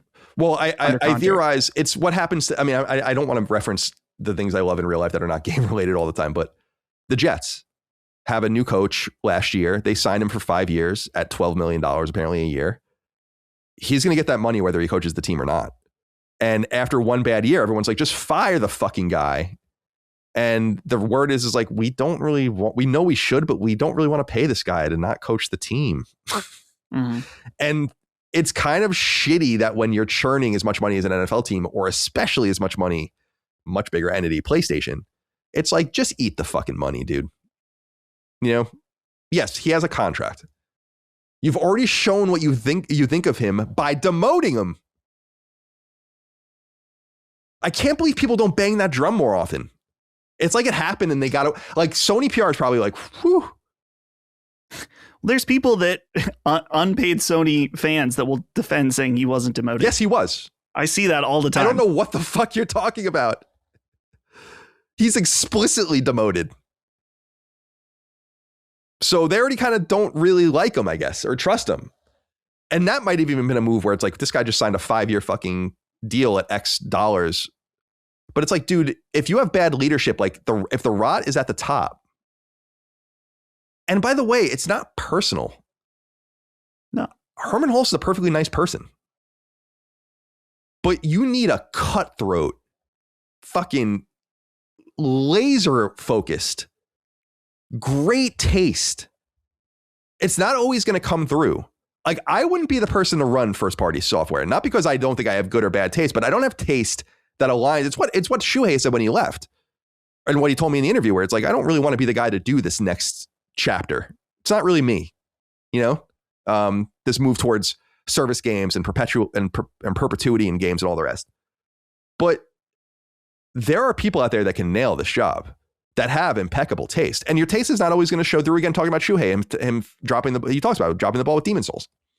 It's like, and I don't think he was really that wrong about that game. I just think people just took to it. You need to have good taste, confidence in that taste, and the ability to execute on it. And all we've seen since Herman Hulst has ascended is, or not all, but much of what we've seen has been nothing. Nothing interesting, nothing good, with rare exception, things that were greenlit before him. You could talk about Demon Souls Remake or Returnal. Those are Shuhei's games. These days you have Saros coming from Returnal, obvious sequel. God of War remakes, Intergalactic. We'll see what happens. But this is a job for someone else. And you have players inside that could do the job. Dare I say, even a person, and people would hate this. I'm like, you know what I'm going to say. It's like, it's a job for a person like Neil Druckmann. Mm-hmm. Someone who was really in the trenches as a creative. Herman Hulst helped build and Guerrilla and knows how to make games and all that, but he is a producer. And I think that that's good and important, and that could work. We talk all the time about the different kind of, if you look at it as role-playing games, like class roles that executives play and how they rise to the top. Jim Ryan was a marketer. It doesn't mean you have to have that, but that might be what you need right now, is someone with creative chops, cross-media experience now, which is going to be vital, and the ability to see good projects through and have an eye for good projects. And I just don't know that you can look at the way things are being run right now and shepherded, and he might just be taking all of the blame. And it might be other people, but if that's true, those are people under him that he presumably by the way, also remember, and this is I think Jaffe will be very tuned into, and I'll be very interested to see what he has to say about this, but also remember that, and maybe this would be a great Moriarty Cross Jaffe, just talk about what's going on at PlayStation.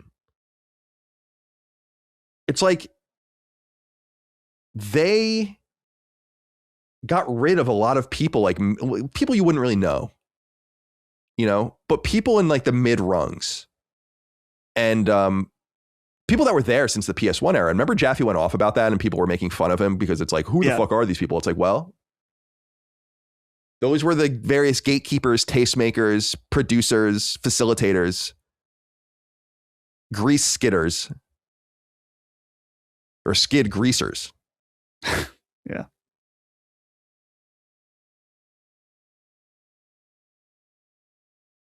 Just bad decision making, dude.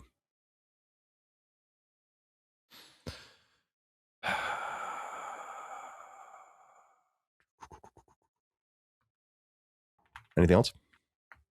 Nope. I think that's it. I'm certainly will have more to say next week. Chris will be assuming Chris will be here so you can hear his take, but I'm positive there will be more that will come out of this as in the next 24 hours even. Yeah, I'm like wondering like what the play is here, even like in real time for the audience too, like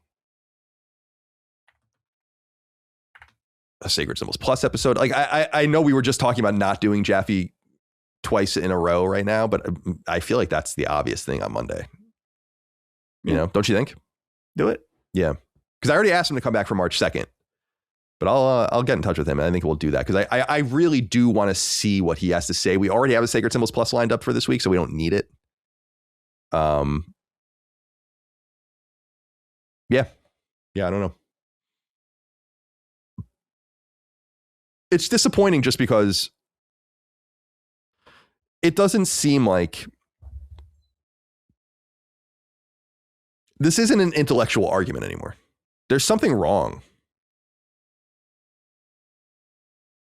And Sony is in a way so lucky that this is happening. Like if this kind of meltdown happened during the PS3 era, they might have been gone. They had lost money already on the PS3 era. But if they mismanaged and bungled, like in one of those 90s infomercials where the guy's like carrying all the shit and he's like fucking dropping it all. Yeah. they're so not dependent on themselves anymore that they can get away with this kind of shit, and they'll continue to get away with it. But they're lucky that they don't have to rely on themselves so much anymore, that their revenue is basically generated by everyone else.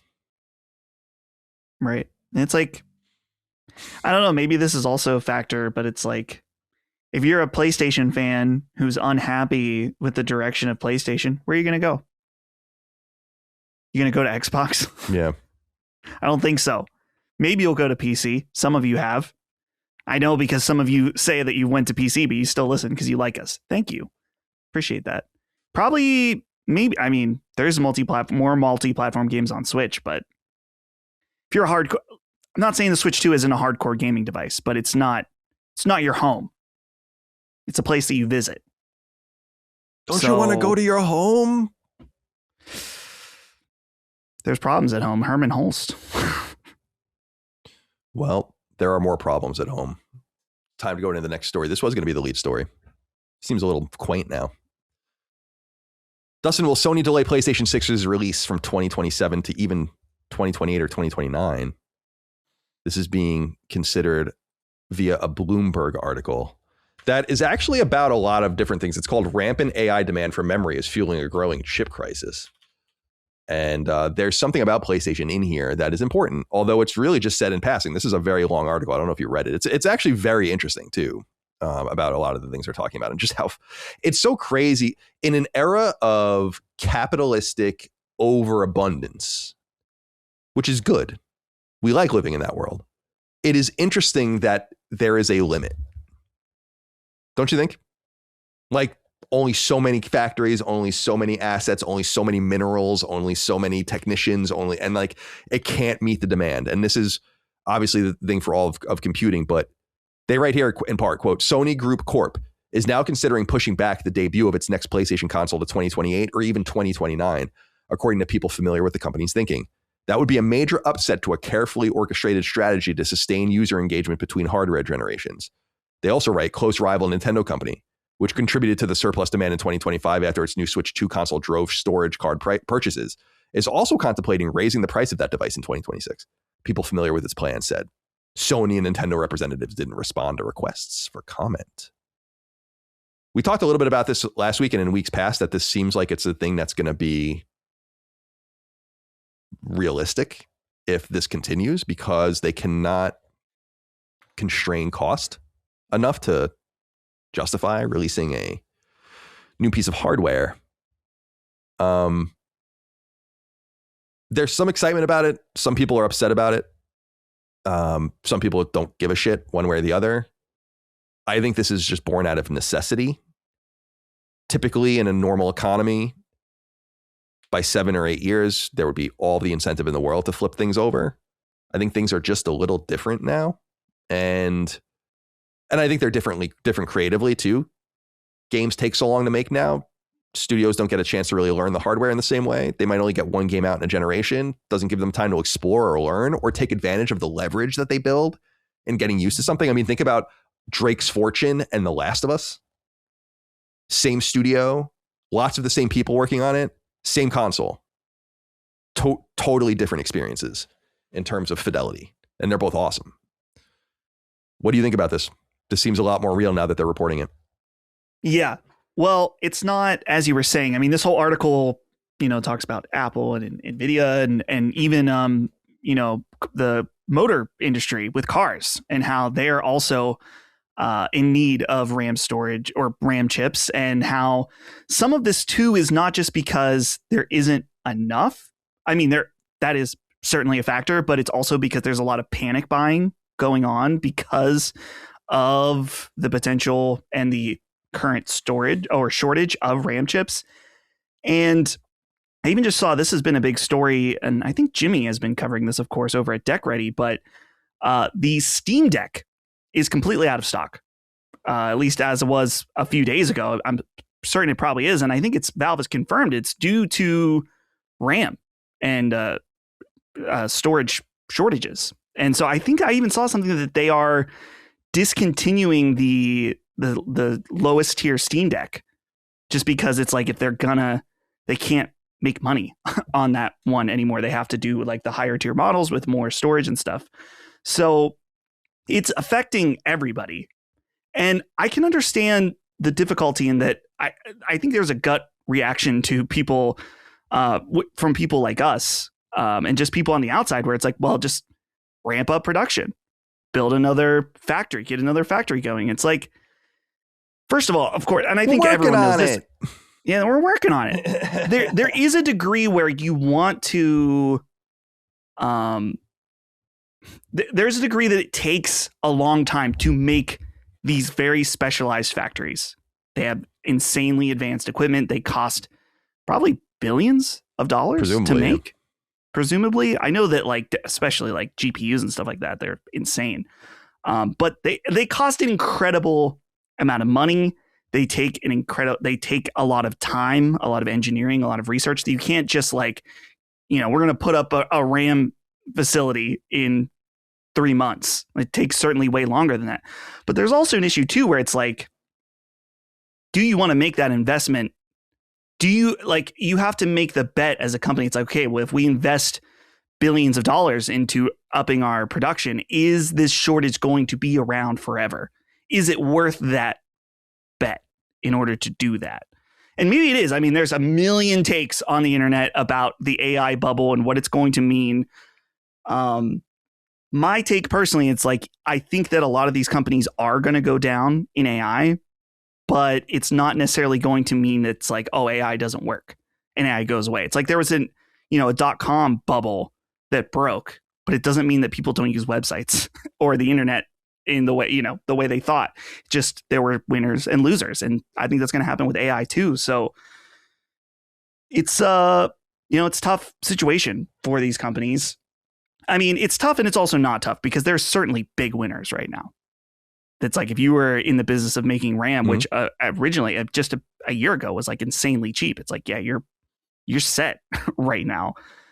As far as PlayStation delaying the PS5, I mean, it certainly seems like that would be the smart decision to make if it's going to increase the price of your console to an extremely high price. In fact, we were talking about Tom from Moore's Law is Dead. His reporting was saying that Sony's in a good place for now because they had the foresight to buy RAM before the shortage and the panic set in. And so we've been saying this over and over for years now, but just to reiterate again, if you're for some reason listening to this show and you do not have a PlayStation 5 and you want one, specifically maybe for Grand Theft Auto 6, you should buy it right now because Sony may be safe, but eventually, depending on how things shake out, they might not always have this buildup of RAM chips, and they're going to need to start buying them at market value again. I mean, you read stories in other sectors, and I'm sure it's the same in games. We just don't see so much about it. Is like people basically, like representatives of various companies, basically posted up in various capital cities and in various industrial towns in the middle of China or whatever, like just trying to extract whatever they can, like any deal, any buy. And for all sorts of components, for all sorts of different things, because there's just a run on everything, or seemingly everything. And I think the CFO of Sony had said, to your point, that they should be good for the rest of the year in manufacture with PlayStation. But it's like beyond that, I think they said even through the holiday season or something, like they feel like they have enough to do what they need to do, and they'll always be able to build, but it's as your point stands about what will it cost at that point to get. And that's, I think, what makes sense about this delay is I like how they use the term careful orchestration in the Bloomberg article, because it's true. Like everything about, if you just like look at it as like a Russian nesting doll or whatever, and it's like Sony, and then its biggest component is PlayStation, and then the biggest thing about PlayStation is its console, and the biggest, and so on and so forth. It's like, okay, so PlayStation 6 is like the thing that's like really important, central to the whole operation, going all the way up the nesting doll. And it is gonna fuck everything up. Like they made think about all the games in development for that hardware. Right, exactly. It's like that are planned to come out at launch, where it's like now that might be 2 years after. What are you going to do?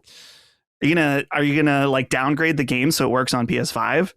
I mean, maybe those games were meant to be cross-gen anyway, so they can just come out. That's actually probably a pretty likely scenario. But then it's like you have to take the next. You might be like greenlighting games that would come out 2 months after or 2 years after or whatever at this point. Like those are now going to be your launch games. And so like you have to do this whole creative enterprise all over again, stake all your money again on all these things. And yeah, I think you're right that, and we've said this before, that I think that this next generation is going to be so interconnected with PS5 that it's not really going to seem like a new generation. I don't think there will be many exclusives for the new console. I don't think that's going to be a thing. I think these are going to be looked at more as like a scaling PC. Like if you like Steam and PC so much, okay. Like here's our take on that. PS5, PS5 Pro, PS6 handheld, PS6 console. That's the way I read it. They played it so carefully, even with PS5, that there's no way they're not going to at least do that. I mean, even Horizon and God of War were on PS4, which is like, what are we doing? People were upset about that. If you thought that was upsetting, just wait until you see what happens next with this new console. So yeah, it fucks all that stuff up. And I wonder also, Moore's Law would know a lot more about this, but my suspicion is that when you have to like fabricate the console, you need to find partners to do all of this. This is shit you get done way ahead of time. You have obviously your R&D people making the console by hand basically, but ultimately you have to pass this off to a bunch of different manufacturers and fabricators and so on and so forth. They make your console with all these different components that you're going to order. Sony probably ordered, or at least have orders, because the components are probably not made yet, of a lot for millions of consoles for the PS6. They might be locked in at a certain price even. The problem might be that the price is going to spike or something after that, like in a major way. Yeah. You could imagine them, and I wonder if this is part of the wargaming over there, is like, what if we have a price goal for PS6 of X, right? But because of what's going on with the economy and the rarity of components, what if we charged X plus 100 to subsidize the future consoles or something like that? And no one is ever the wiser, because the console was never even priced at this low price to begin with, because it all conflicts with what Moore's Law is saying. And I believe him. It's just that the economic reality is changing, and that like they were trying to make something cheap. Yeah. If that's all blown up, and if the console is not that powerful, but it's kind of expensive and stuff, like it's all fucked up. And relying on PS5 at that point is the right move. And I don't know enough about this as well, especially with the contracts and the fabrication and all the rest, is like, does this give you time to kind of redo it? Like, kick the can down the road. We have 2 more years. Maybe this doesn't make so much sense anymore. Maybe we can get this a little cheaper. Maybe we put this in instead. Or are you kind of locked in because of what you've been speccing towards for developers? And it's very complex. I imagine it's like spinning dishes back there with this at this point. And they're lucky Grand Theft Auto's coming out. Yeah. Because that will give PS5 a whole new like there are going to be I think people are understating it. Like I think there's going to be millions of people that don't own a PS5 that will buy it for Grand Theft Auto and then just be introduced to this whole catalog of shit that they've never played. So that's good. But after that, it's going to be tough out there. I think maybe console gaming though becomes more attractive even to PC type people as that shit becomes more expensive. It's just prohibitive. I don't know. PC gaming always seemed to me to be a rich man's game. I mean, it's always the way I've read it since I was a little kid.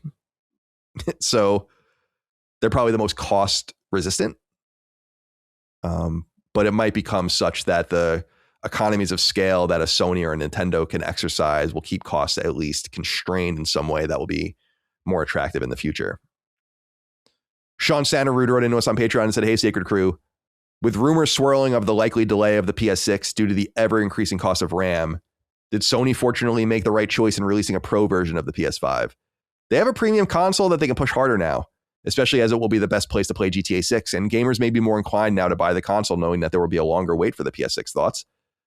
I don't know that the PS5 Pro's existence plays into this so much, but I think it gives them, Dustin, an interesting and unique ability to market it. If costs, again, can be constrained or become reasonable on a new market with new benchmarks for cost, then this is something that they might have stumbled into. That's a rare piece of serendipity for them in such a chaotic situation, because now they can push this new machine for those that are interested. But I also don't know that there's that much fear, or fear is not even the right word, trepidation about power when you see things like the Switch 2 selling, Xbox Series S, and even that, what was that thing that sold the last year? That party machine, like that Kinect style machine. Thing. I don't know that people are going to be that afraid of the PS5 just because it's old. They're not afraid of the PS4, which is 13 years old. so yeah, I don't think they play too much into it, but I think this is something that they can market. And again, PS5 Pro is selling pretty well. They said it's equivalent to the sales volume of PS4 Pro, but what's so much more impressive about it is how expensive it is. So yeah, there's that. Yeah. I'm most interested in what this means for when it comes to PS5 Pro. Again, we're referencing Tom Moore's Law is Dead quite a bit, but the rumor about them releasing an updated PSSR that's going to be very significant.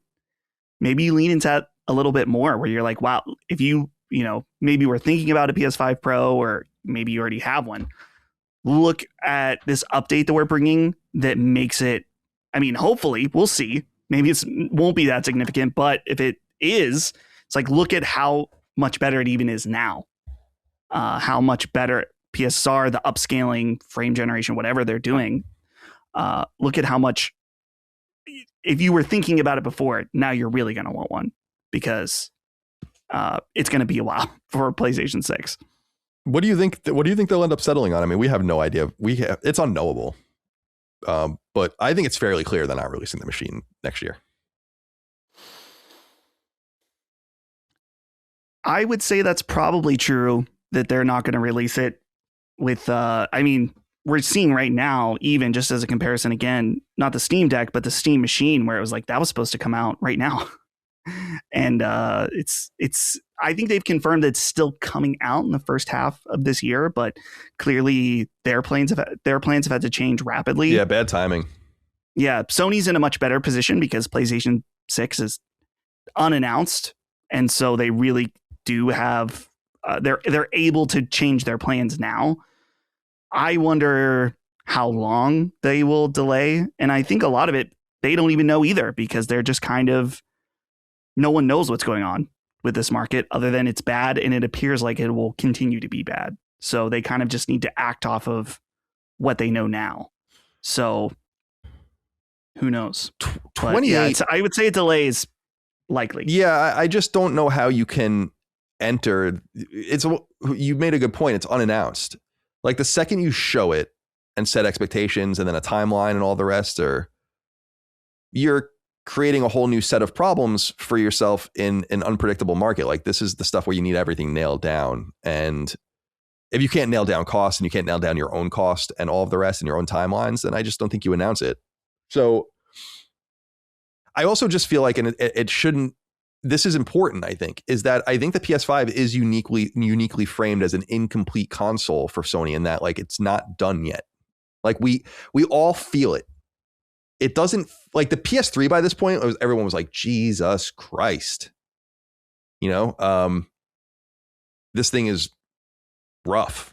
And when we jumped over to PS4, we couldn't believe how bad we had it. I'll never forget that. Like, not about the games, but about, like, the way the console ran and the way the hardware was to use and interacting with it. It was like, this is fucking shit, and PS5 is even better. Those kinds of jumps are not going to be present anymore. And the PS5 is awesome. Using it's a dream. It works great. It's fluid and functional. It's easy to understand. It does what it says it's going to do. So, like, even the quality of life stuff or just the usability, UI, UX stuff is just not really going to matter, because they're not going to improve on it, or at least meaningfully. And they didn't really improve on the PS4 meaningfully. It was, like, kind of better, but not really. So I just don't know that there's any demand for the machine. And I think that that's something they have to figure out. There are going to be millions of people lined up for a PS6, regardless of if they announced it now and released it tomorrow. The question is like, what about the long-term health of it and the shepherding of the ecosystem? And maybe we need a greater gap than, 5 years for PS1, 6 years for PS2, though it was supposed to be 5. You had 7 years because of the financial crisis for PS3. And then you had 7 years for the PS4. And now 7 years would be for the PS6 or 5 would be next year. But it's insufficient. And Xbox 360 went 8 years. I think it worked out well for that console. They can find themselves in a similar frame here. And I think splitting the difference and going to 2028, fall 28, I think just buys you time. And by the way, it doesn't really affect your games either, because if you have games lined up, even if they're exclusive, and again, I don't know that that's really going to be a thing, but we'll see, is like, you can, especially for your first and second party partners, it's like you can buy them another year. The games are probably going to get delayed anyway. And so you can make this work for you. But I think the bigger thing they have to see is like, can we guarantee cost? We can't keep having these machines that go up in price. It's totally unheard of. It can't continue to happen that way. There was inflationary pressure and all the rest that didn't help. And then this component rush for AI is not helping either. But we'll see what happens. But I just think that's an important point, Dustin. It's just, I don't think there's any demand for it beyond what the intuitive, like, inherent demand of a new PlayStation would be. I don't think anyone's like going to be falling all over themselves when they feel like they haven't gotten enough out of this machine. Yeah. And as a personal thing, I would ride this thing to 2030 if it was me. But that's bad business at that point. But again, we're going to have all these machines alive. The PS4 will still be living. Even if the PS6 comes out in 28 or 29, there will still be PS4s being used. And there will still be games released for it. Yeah. Speaking of PS6, Shawn Layden gave an interview recently. Our friends at Push Square picked it up. It was an interview, I guess, with, I don't know if it's Reese Riley on Kiwi Talks. I don't know this particular show, but I guess it's a gaming show. I assume by the name, it's something to do with Australia or New Zealand. Who are the Kiwis? Is it New Zealand? I think that's, we don't want to offend those people. They won't hear this podcast for months. It takes a while to get there. I think that is New Zealand. Yeah. So, it says here, Layden is asked if he thinks the PS6 will be completely diskless, with the host suggesting Sony, quote, can probably get away with it now, likely referring to a rapidly shrinking market for physical games. Layden answers, quote, well, actually, I don't think Sony can get away with it now. And it says, Layden argues, and his main point is an interesting one about how PlayStation's global dominance makes it a difficult business decision. He says, quote, Xbox has had more success in pursuing that strategy, but Xbox is really most successful in their business in a clutch of countries. He says, listing 7 English-speaking countries like the US, Canada, UK, and so on. PlayStation, and he goes, quote, PlayStation, which is number one platform in probably 170 countries around the world, has an obligation or a responsibility to say, if we go diskless, how much of my market is not able to make that jump, end quote. He goes on to describe scenarios in which a wholly digital console wouldn't be viable. Rural locations where high-speed internet isn't an option, athletes traveling with their PS5s to play in hotel rooms, and military bases in locations with no online access. He says, quote, the ability to go diskless as a solution, a key point to that is, what part of your market cannot be served by that? Which part of your market will be damaged by going to a diskless market?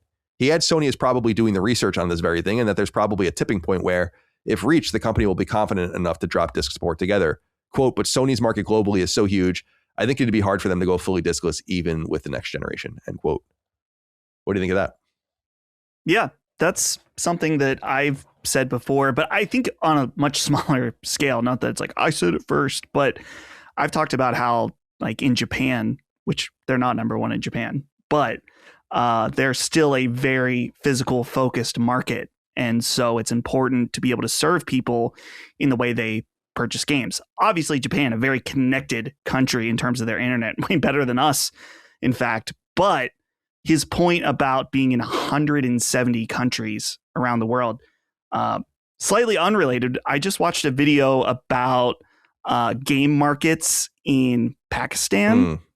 And it was really interesting seeing like these small shops that had like PlayStation 5s and all these discs lined up, and how like the piracy market is huge there, and how you can buy, like, they were saying like Xbox 360 in some of these shops is still the most popular because it's the cheapest console they can play Grand Theft Auto 5 specifically. And you can just straight up buy a 360 that's already modified and has all this stuff on it. But anyway, my point like that is that in a country maybe like Pakistan, I don't know how good their internet is. I can't imagine it's great. But in many of these 170 countries, it's like, yeah, maybe internet, maybe they have it, but downloading an 80 gigabyte game is not really something feasible. So I think he's totally right, though, that at some point there is going to be a day where they're like, yeah, we don't need to do this anymore. It's going to hurt some people and it's going to hurt the business to some degree, but the gains that we get from not having to share any space with physical retail is going to be greater than that. So it sounds like PlayStation 6 is not going to be quite that tipping point yet. You'd have to think certainly it's the last one, though, right? Yeah. I wonder, because of you can have an external disk drive now. Like my assumption about PS6 is that it won't have a disk drive, that you'll buy it. Yeah. That makes sense to me because I don't think we should be expected to subsidize your disk drives. You know, like I don't want one. I don't need it. It's going to cost it's going to make the console cost more. That's most of us that are playing games at this point, 70 or 80%. So I think it's fair to say, like, if you want discs, you go buy the disk drive. But I don't know why you wouldn't make that an option.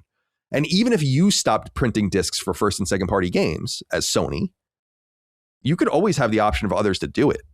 So like, it's a little bit complicated. Like you have to kind of certify things. You have to have like factories that make the discs, or at least are endorsed to make and print the discs. You have to have all these things that people are watching internally, and you make less money on those games. And that's a really important component. I mean, that's why they were eager to get to digital to begin with, is it just, and why it's a little frustrating. And I understand like hearing publishers talk about dollars and cents when it's like, you are really extracting more money than ever. It's just that things are more expensive to make, but like the deals are a lot better. People, you know, you have to pay the truck driver, you have to pay for the gas, you have to pay for the manufacturer of the disc and the box. GameStop's going to get their cut and all that. It's like, you get rid of all of that. But if people still want to jump through those hoops, even if you yourself don't want to publish games like that anymore, I just don't understand why. So you were saying, will PS6 be the last? It's like, maybe just because maybe we will truly be like in literally 2040 or something by the time the next PlayStation after that comes out, or 2038 or something. And it's like, well, maybe everyone will finally be off disk. Well, you'll have Starlink, you can get, or something like that. You'll get your internet wherever you are. Just download your fucking shit. Maybe it'll get to that point. But if I were Sony, I'd be like, we'll just ride this out. I mean, we'll sell hardware. People will pay us for a disk drive. It's like, okay. It's just that we're going to explicitly make you pay for it. And it sounds like the plan, too, is to make buying a disc even more undesirable with this handheld, is my guess, is that in the absolute best case scenario for this PlayStation 6 handheld is that I could see a situation where if you have a PlayStation 6 or maybe a PlayStation 5 console at home, if you leave the disc in it, that it can do a security check that will let you download that game on your handheld and then use that as long as both the console and your handheld are online, that it can do that check at best. But they might not even do that. They might just like, listen, if you want to play a game on both the PlayStation 6 console and also be able to play it on the handheld, you have to buy it digitally. And that's one of the ways that, I mean, it's going to be a huge problem for me. Like, at that point, do I make the jump? Because it's like that level of usability or that feature is greater than my desire to own a physical collection. I don't know. I'll decide that when it happens and what the parameters are around that. But they will continue to do stuff like that, I think, to try. They really would rather you not buy a disc. And also, like you said, PS5 Pro, there's no option to buy it with a disc drive. With at least PS5 proper, when it launched, they had the digital version and the disc version, and it was $100 cheaper to get it without the disc drive. But now it's still kind of the same option. It's just like you got to go out of your way to actually buy that disc drive separate. Yeah, and you can make a sexy kind of option on PS6 to slide the drive in without it having to be like this thing that sits externally, which is what they do now. But it could just be this thing that's like, do you remember the HD DVD drive on Xbox? Yeah. That. It's funny. I remember when we had those both at IGN, and we would get all the HD DVDs and the Blu-rays, and I kind of liked the way the HD DVD box looked more.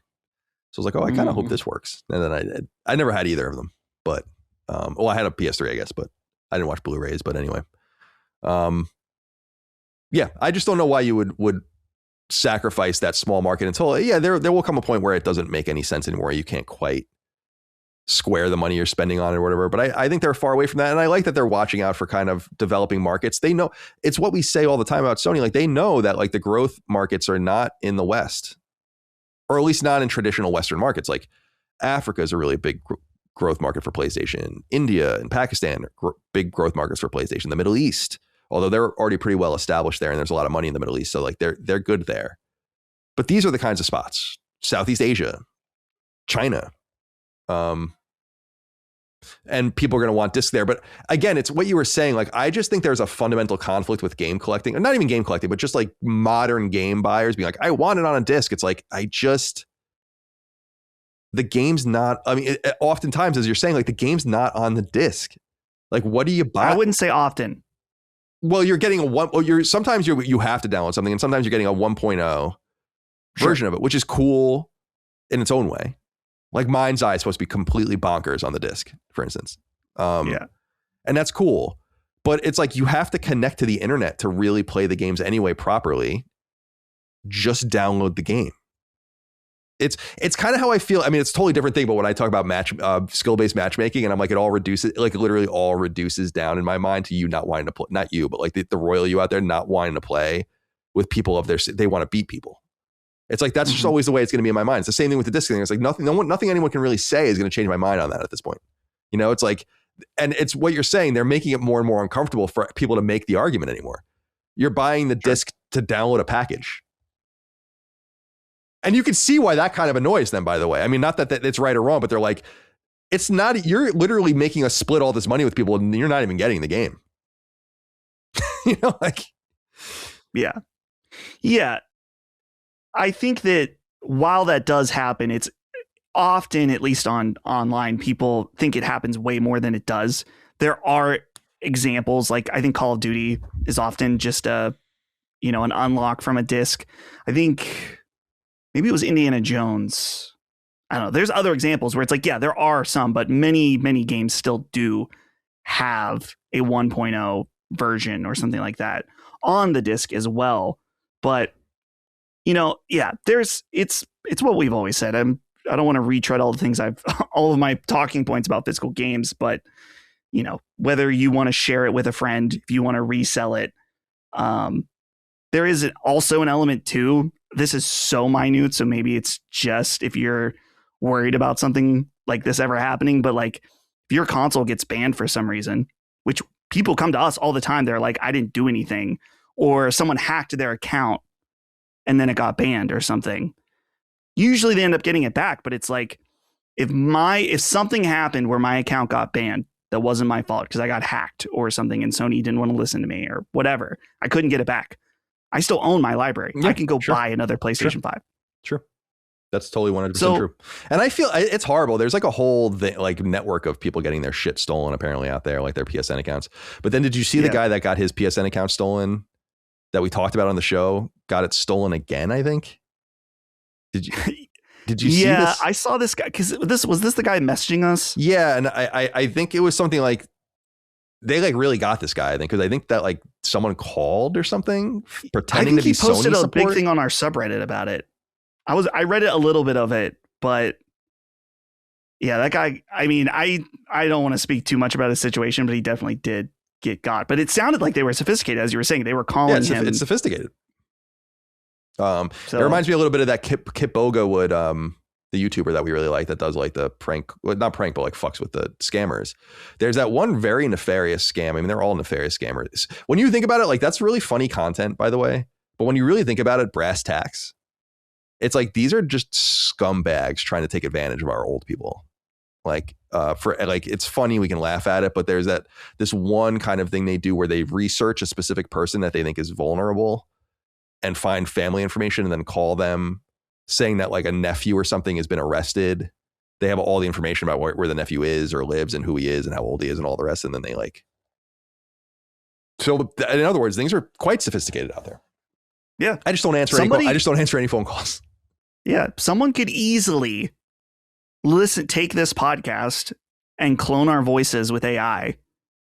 And if they figured out someone in our family that they could call and mask, like it's only going to get worse. Yeah, it's all. I mean, it is going to be bad. And again, it brings me up to that I don't know anything about it, but the anime I bring up every blue moon, or if it's a manga or something where it's a future where everyone's online information has been leaked to everyone else, so they all wear masks. Like, I can't remember I wouldn't remember what it was called anyway. But it's like things are so dystopic that it's all fucked up, and everyone has to kind of just be anonymous at that point because there's nothing unknown. Anyway. All right. There is some speculation, speaking about release dates, about what's going on with Sony Santa Monica. There was some speculation that they would show up in a bigger way at the recent State of Play with perhaps Cory Barlog's new game.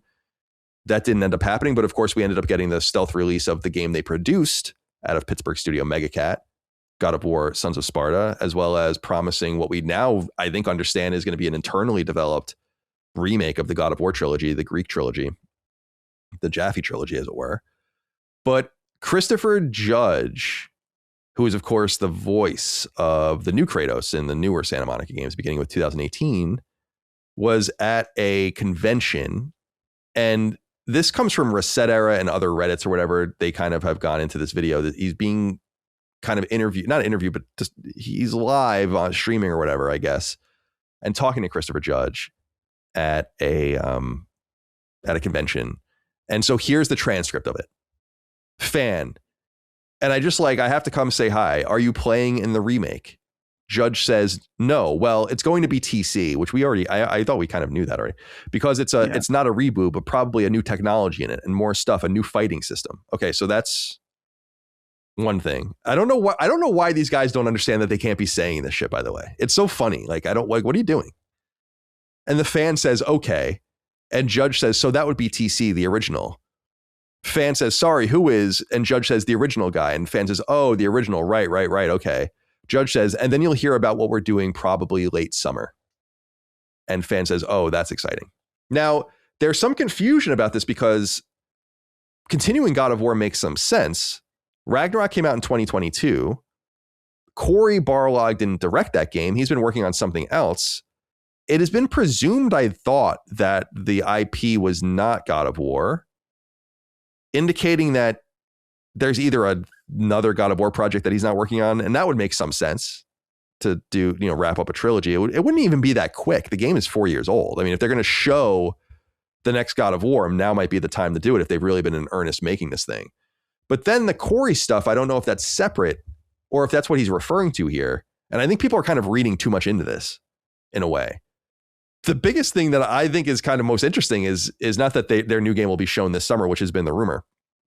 But that the reboot is going to have like a new fighting system and stuff. So it doesn't seem like it's going to be as faithful as perhaps we had hoped. You sent me a text here or a tweet here. Yeah, there's a tweet from Christopher Judge that he put out today, probably after all this blew up.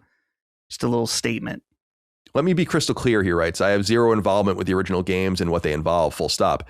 As much as I would love that everything I do in the future would involve Santa Monica and God of War, I have other projects that I am super excited about. More info this summer. So yeah, that's what I'm thinking is like he says, and then you'll hear more about what we're doing probably late summer. Like who's we?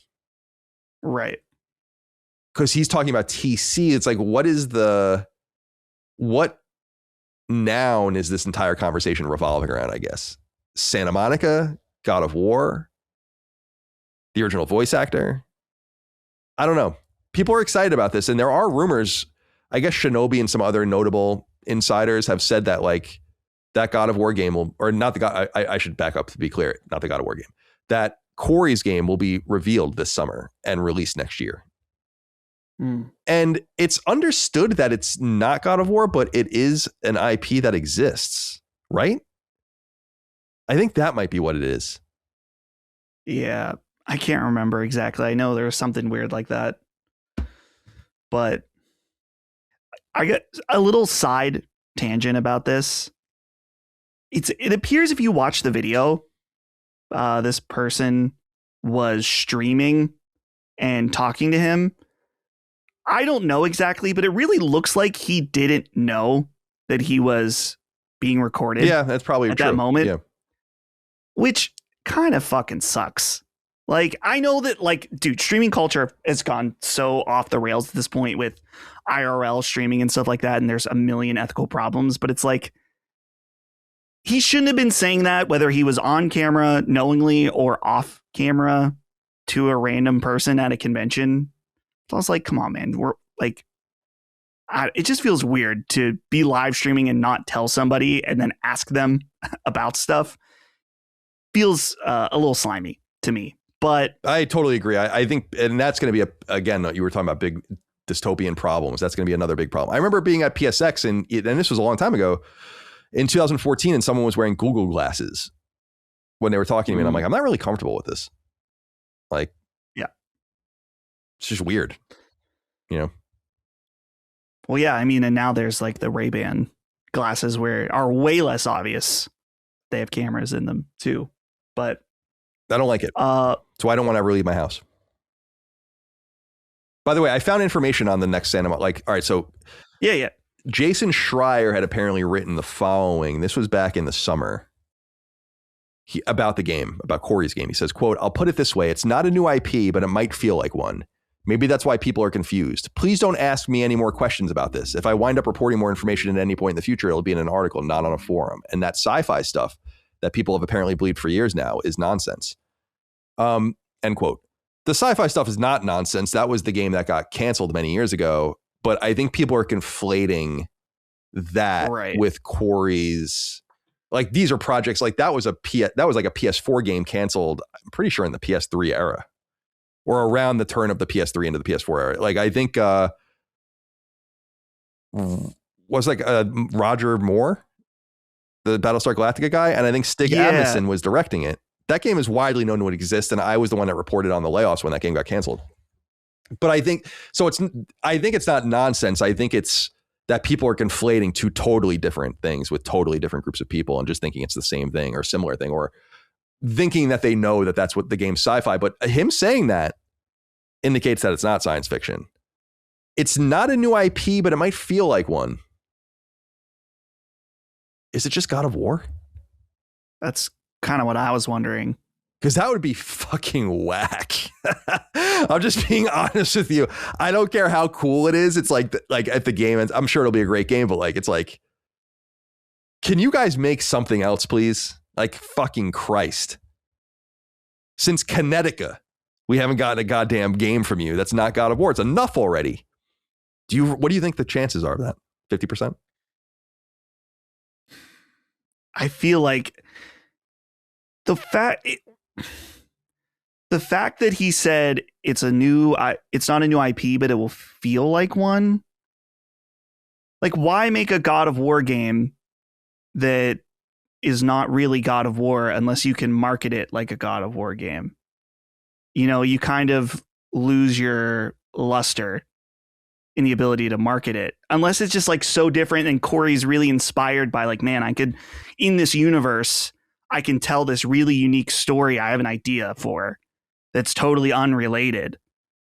Maybe there's some inspiration there for something like that. Yeah. And it's like they don't want to call it God of War because it's so different. I don't know. So I hope it's something it's not going to be something completely new, but it would be so cool if it was something obscure. Maybe not even something that Santa Monica did, but some other Sony IP. Well, yeah, it couldn't be something Santa Monica did because they haven't done anything else. Other than Connecticut. Now, God of War is built on the same engine as Connecticut. Yeah, that would be. They make Connecticut. I'd be like, I'm done with PlayStation at that point. I'm looking. Zachary Hale Cumsock wrote in. Ugh. Said, "Lovely morning, my dearest Christopher. Hello, Justin and Colin. Could it be that Cory Barlog's big secret game might actually be the AAA Castlevania game we've been waiting for? Konami had their own segment at the State of Play showing 2 PS5 console exclusives indicating a strong relationship with Sony.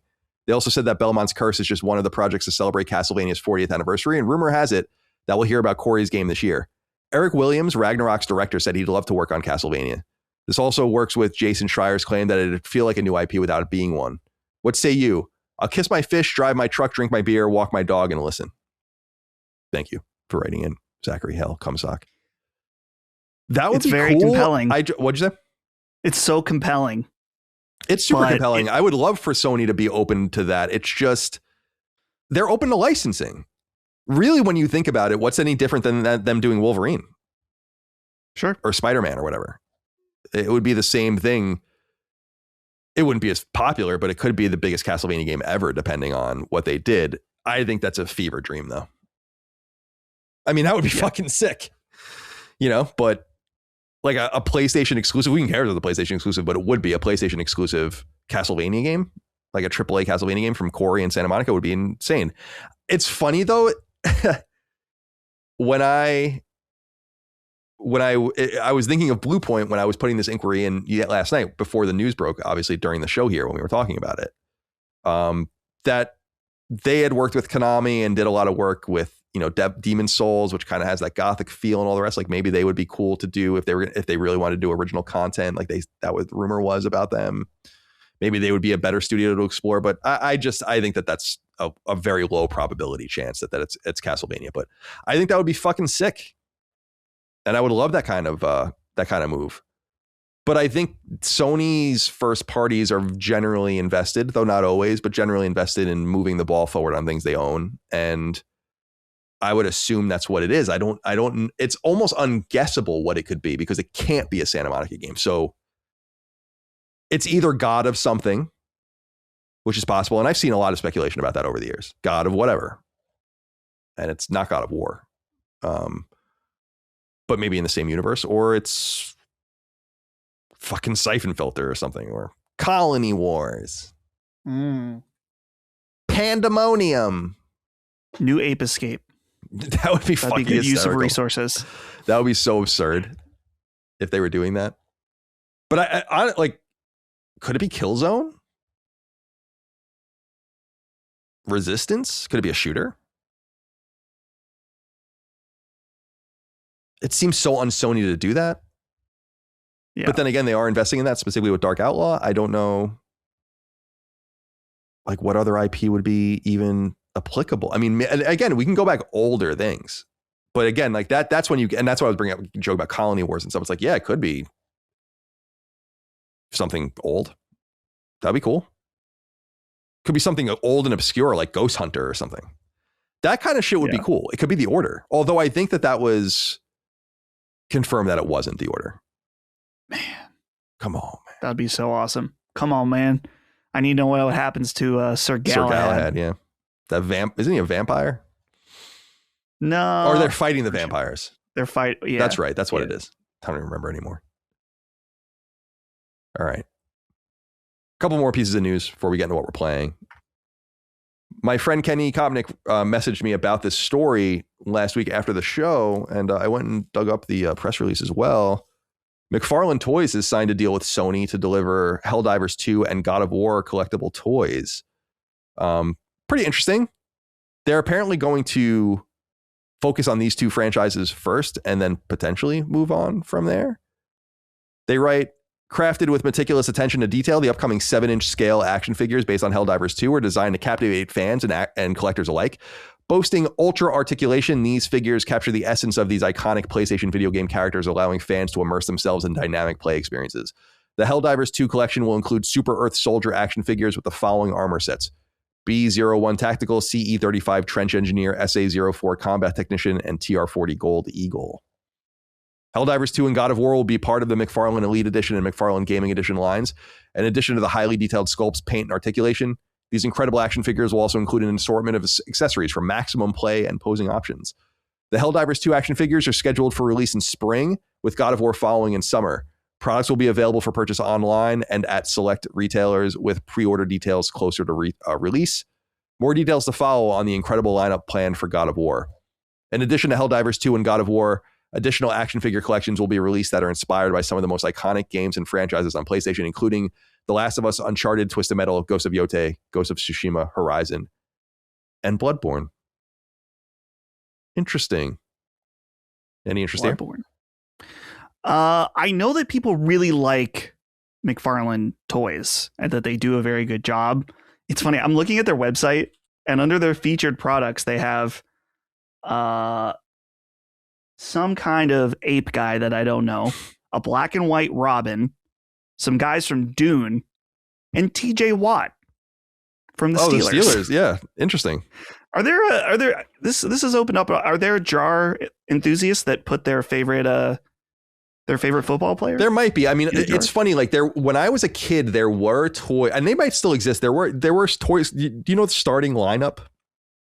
No, they were action figures, but they were not posable. And like, so you would get like a baseball player, and he would have like a baseball bat above his shoulder, or like a pitcher pitching. And these were kind of like this, and they were real players. And these were kind of the things that you would set up. But I think that has kind of been, I'm sure those kinds of things still exist, but have been supplanted a great deal by the revival of card collecting. And like, that's the way sports people just like to be degenerate and bet on games. So that's kind of like their degeneracy is in gambling, right? Like, and not so much in sexual deviance, but more in the financial literacy aspect of things. McFarlane's dope, dude, when you read about him, because like he founded McFarlane Toys with the full understanding, I think, during the Spawn era and stuff. It's like the licensing is where it's at. Because I think at that point, people had understood that George Lucas had made all of his money on holding the Star Wars license. It's like so funny when you go back and look at all of his suitors, like none of them even gave a fuck about the licensing. It's so weird. They're like, yeah, we want the film rights. It's like, you guys are fucking retarded. You know, meanwhile, George Lucas is selling fucking C-3PO shampoo and R2-D2 towels and all that kind of stuff. And I think McFarlane had realized it's like that this is what we should nail this down, license to ourselves. And it's smart. So we'll see what happens. And he's still the CEO of McFarlane Toys, which is dope. Yeah. I'm personally not into like the figures that I buy. I don't really like ones that are articulate. Like, I don't like the seams and stuff like that. The over articulation. Yeah, exactly. I don't like the over articulation of it. I think it's lame. I do think though, if you're, a kid and you're into Helldivers, this would be pretty sick to have little action figure Helldivers would be pretty fun. But I'm curious when they eventually do Bloodborne, what those will look like. The Hunter. Yeah, that'll be cool. I don't know if this, I wonder, Sony seems to have a propensity towards licensing more and more these days, especially in merch. I'm looking at them on my couch behind me now. I have some Spin Master toys that they just released last year for like Aloy and a couple of other things. And I wonder if these are exclusive licenses or just anyone can kind of just make what they want. And it's kind of just a competitive scene. It seems like an oversaturation in a way. So I wonder if they're maybe turning towards McFarlane now, a very high quality, these toys were very high quality too, but a very high quality manufacturer of toys. I think I told you recently, I did a little bit of it was free, but I was definitely consulting for the person in a way, like talking to him about this idea he had. I think I told you this, for like a really nice idea for a PlayStation card game, customizable card game. And I sat with him on a call. He's a listener of the show, and it was a really cool idea. I tried to give him my advice, but what I was telling him was, I was like, I think you could crack this nut. Like, this is not. I think you could do it. This is not a closed off company. They like look at all the fucking board games people have made. There's a Bloodborne board game, a Horizon board game. It's like, you can definitely do it. I remember telling him the big thing for him was he had a bunch of third party cards. I'm like, you got to nix those. Just go with what they can control, and show them, because it's a cool idea. People love their cards and their card games and their toys. I love my toys. Oh yeah. It's funny, like how much of my toy collecting and just my want for things like that, or especially with G.I. Joe, but other things too, is like just the fulfillment of childhood fantasy. It's like, yeah, there's nothing standing in between me and these toys now. Yeah. To the point where I remember I reflected to you years ago that when I realized that I basically had bought everything, I was like kind of sad about it. Yeah. It's like, what now? Yeah. I'm like, I did it. It wasn't even that exciting. You just go on and buy them. Yeah. Something that I've come to terms with certain collections, or, some kind of something that I would want to display. It's like, I'm going to buy this and I'm just buying it to own it. I'm not going to play with it. Right. I'm not going to, and sometimes in some cases, it's like, where am I even going to display it? Where am I going to put it? I'm maxed out. So, but I guess that's the way of the road. All right. Couple more things to get through, Dustin. Zane wrote into us and said, big one. I'm sorry? Big one. Oh yeah.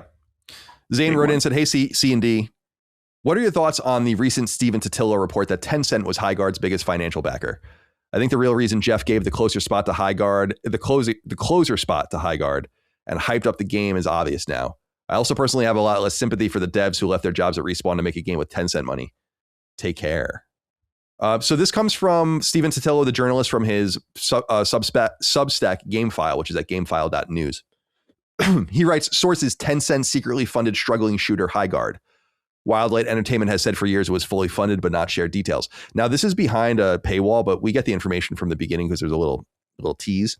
Chinese gaming giant Tencent was the undisclosed lead financial backer of Wildlight Entertainment, the studio behind 2026's most tumultuous game launch. Sources familiar with the matter tell GameFile. Neither company has previously discussed the financial relationship, and reps for both did not provide a comment by press time. Wildlight's funding has been one of several mysteries swirling around the studio and its debut game, free-to-play first-person multiplayer shooter, Highguard. What do you think of that? Does that change things for you? I'm not surprised by this because you can't, like, even if you do have a group of developers that leave and maybe have some money, you need an investment of some kind. It's unfortunate that it's from Tencent, and, you know, we've talked a million times on the show about taking Chinese money and things like that. But as far as Zane says here about Jeff giving the closer spot to Highguard because of that, feels a little conspiratorial to me. I'm not saying it's impossible. It just feels incredibly unlikely that there was some kind of behind closed doors deal like that. But maybe. I don't know. I'm not surprised there was someone that, you know, a company like Tencent that was giving lots of money. Where do you think the money comes from? China. Like a game, apparently China. So, well, listen, yeah, I have sympathy. People know I have a lot of sympathy for the studio and this game, because I just think, again, it would have failed. It just would have failed differently. It would have failed organically by lack of attention or lack of interest, as opposed to over interest. The more I think about that, the more I realize that that kind of culminates with understanding that the showcase had something material to do with its downfall. I think it's worth trying to connect, not speciously, but trying to see if there is a connection, let's say, between the decision to put this game in there, Tencent's backing, and Tencent's clear financial backing, or at least interest in the Game Awards through, especially last year, remember, through Level Infinite, which is their kind of whitewashing publisher name in the West, or at least part of their, you know, one of their holding companies or whatever, one of their publishing entities. And I think that's reasonable to ask. I also think that there's a Tencent executive that's on the board of the Game Awards. So it's not that these things are wrong. It's that, well, let me back up, because I mean these things, I mean like putting the game at the end. Let me back up and be more clear. It's not that there's any conspiracy here. It's that you can tell that there's some sort of interest around this, because there are threads to be drawn and pulled at that makes some sense. It's not to say that it all will come out the way you think it will at the end. So I don't know. I like Jeff, and I like to try to give him the benefit of the doubt. I think he's trying. I think he's doing things that are cool. I think money changes hands. Did I tell you that someone DM'd us? I don't know if you looked at this. Because I've long had this theory that the Game Awards were a quid pro quo. I mean, did you see that message? Yeah, I remember this message, but I'm trying to remember exactly what it said. My whole theory was that there's a difference between an advertisement and a piece of the show, right? And of course, then an award. You see like Razer or some, you know, like whatever kind of weird fucking shit they're promoting, and it's clearly a commercial, or for a gacha that's already out, or a game that's already out, or a pre-order this, ads, money, pay. I always in my mind looked at it, and I'm just being honest with you, as being like, well, people would fall over themselves to get into this game show. This gives Jeff a wide selection of games to choose from. And he goes around and figure out, you know, he's a gamer and he plays and he understands things and he has connections and friends, and he goes and chooses the games he wants to show. And someone messaged us and saying, no, like some of that is true. And some of it is that people pay. And that, like, if Jeff likes your game, again, this is unvetted. This is just what someone wrote in. People write in all the time and tell us shit that's definitely true. So just telling you what someone wrote in a similar fashion, saying that like basically like if a game's big and it being there would help and benefit the Game Awards, then perhaps that game would be included for free, but that often that there is money paid and that the money asked for might even differ depending on the studio and the game being showcased. And if that is true, that is a little disappointing because it doesn't have to be like that. And I don't think it should be like that. And I think it's a little gratuitous if that's true. Not because you can't capitalistically pursue your profit, but because it should be a showcase of what you think is good and exciting. And if it's a paid advertisement, it should be declared as such, in my opinion. So that gets more into the weeds for me about like why this is disappointing more than Tencent's involvement or whatever. But I think, as I said earlier, it's reasonable for people to think that there might be collusion of some sort, though I would imagine it probably isn't quite like that. Just based on Jeff's clear relationship with Tencent through Level Infinite and the presence of someone from Tencent on the advisory board of the Game Awards, as I understand it. That's what people have been saying. Yeah. Something I wanted to, I think we missed on that is a big part of this Tencent business with Highguard. How do you feel about the fact that Highguard, I can't remember exactly what Jeff said, but I think they were referred to as an independent team. Right. And in addition, I don't think we were able to report on this. It's already been deleted. There was that post-mortem on Twitter that was posted by... Oh, the guy. I talked to that guy. Oh, you did? Yeah, the guy that like everyone was dogpiling on. Yeah, I talked to him. So I'm reading from a Games Radar article because that's no longer available. That post-mortem was deleted. And I believe he deleted his account. He described it as an independent, self-published, dev-led studio full of passionate people just trying to make a fun game with zero AI and zero corporate oversight. So there has been a lot of pushback to the fact like, well, you sold yourself as an independent, self-published team. And while that is true from a technicality, now we find out that you have a huge company like Tencent bankrolling the game. It goes into the whole idea of like what is truly independent.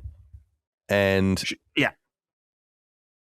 by the nomenclature of the industry, they are independent because they're not owned by a publisher. Right. And all independent studios, including mine, have financial backing of some sort.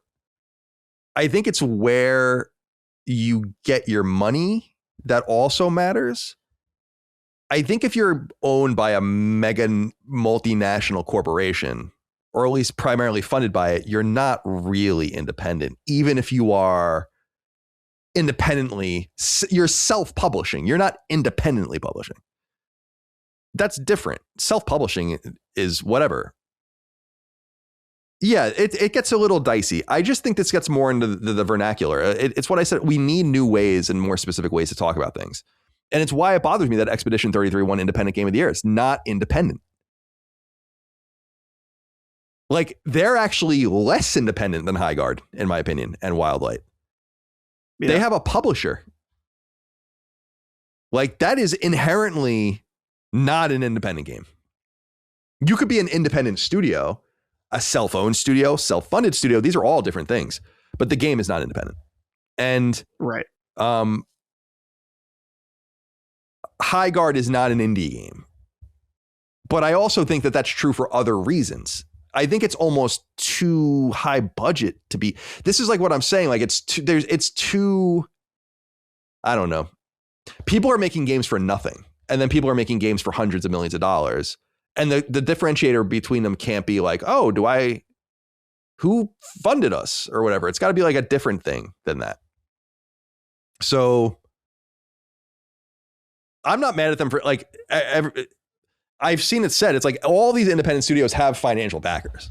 There's no studio. Right. If your claim to fame is like, we're independent because we have no financial backers, then that means you're literally funding it yourself, which could be true, but is unlikely if you're working in any space greater than indie. Like, well, as we understand, like indie, like 1, 2, 3 person teams.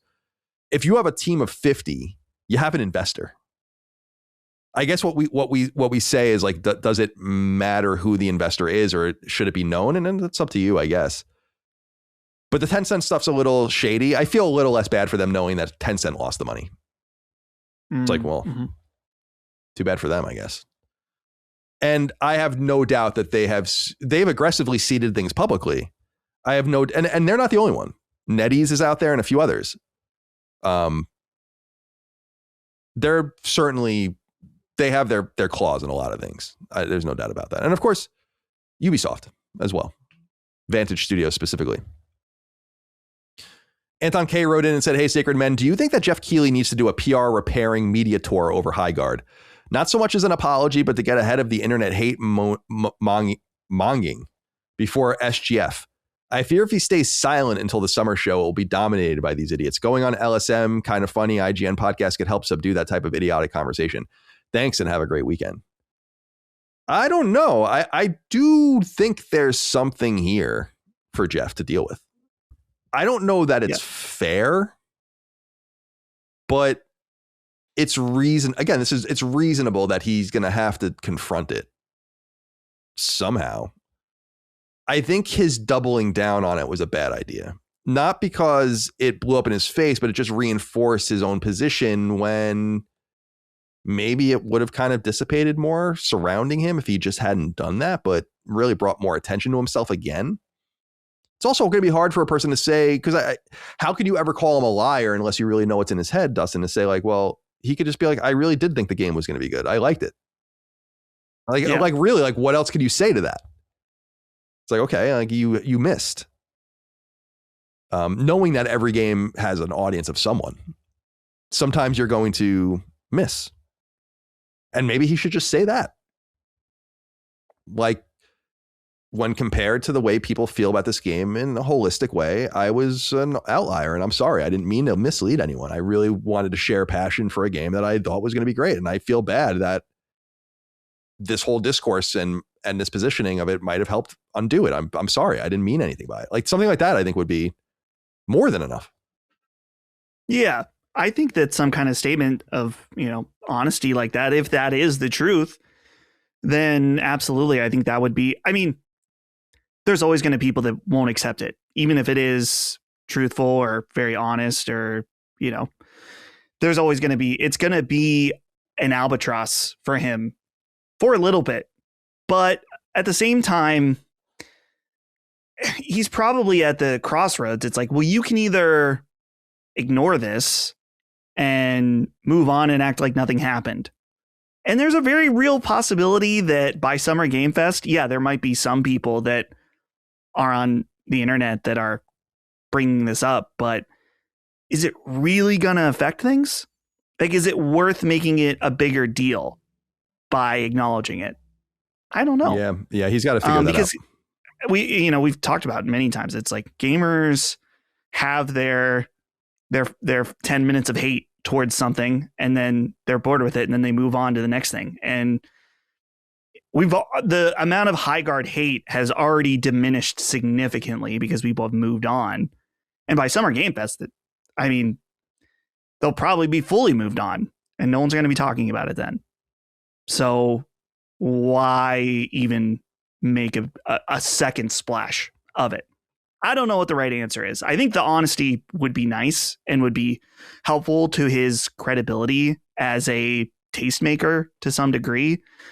But I can also see like letting this blow over. Matthew Tomopolsky wrote in and said, hey, CCD, cool, calm, and delectable. Thank you. Oh, With regards to the Highguard Game Awards reveal fiasco, what are the chances the studio initially intended on shadow dropping the game on the eve that Jeff revealed it, but had production delays that prevented them from it? How would such a reveal and subsequent release have changed the fate of the game, if at all? Thanks to give the chicken my regards.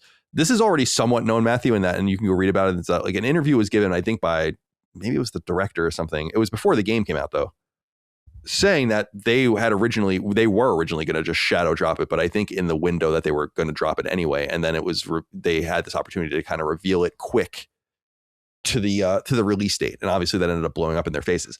I'll just reiterate that I think the game probably would have failed. I just think it probably would have done so differently. There's a million different ways to fail. And I think the way it failed will always feel forced to me, as opposed to just letting it die, which is the worst fate a game, one way or the other, I guess, can receive. But I'll never really be convinced otherwise on that. Like, it is what it is, in my opinion. Like, it died very intentionally, and it was like, it's like killing a terminal patient. It's like, just let him die. You don't need to strangle him. You don't need to beat him with a concrete block.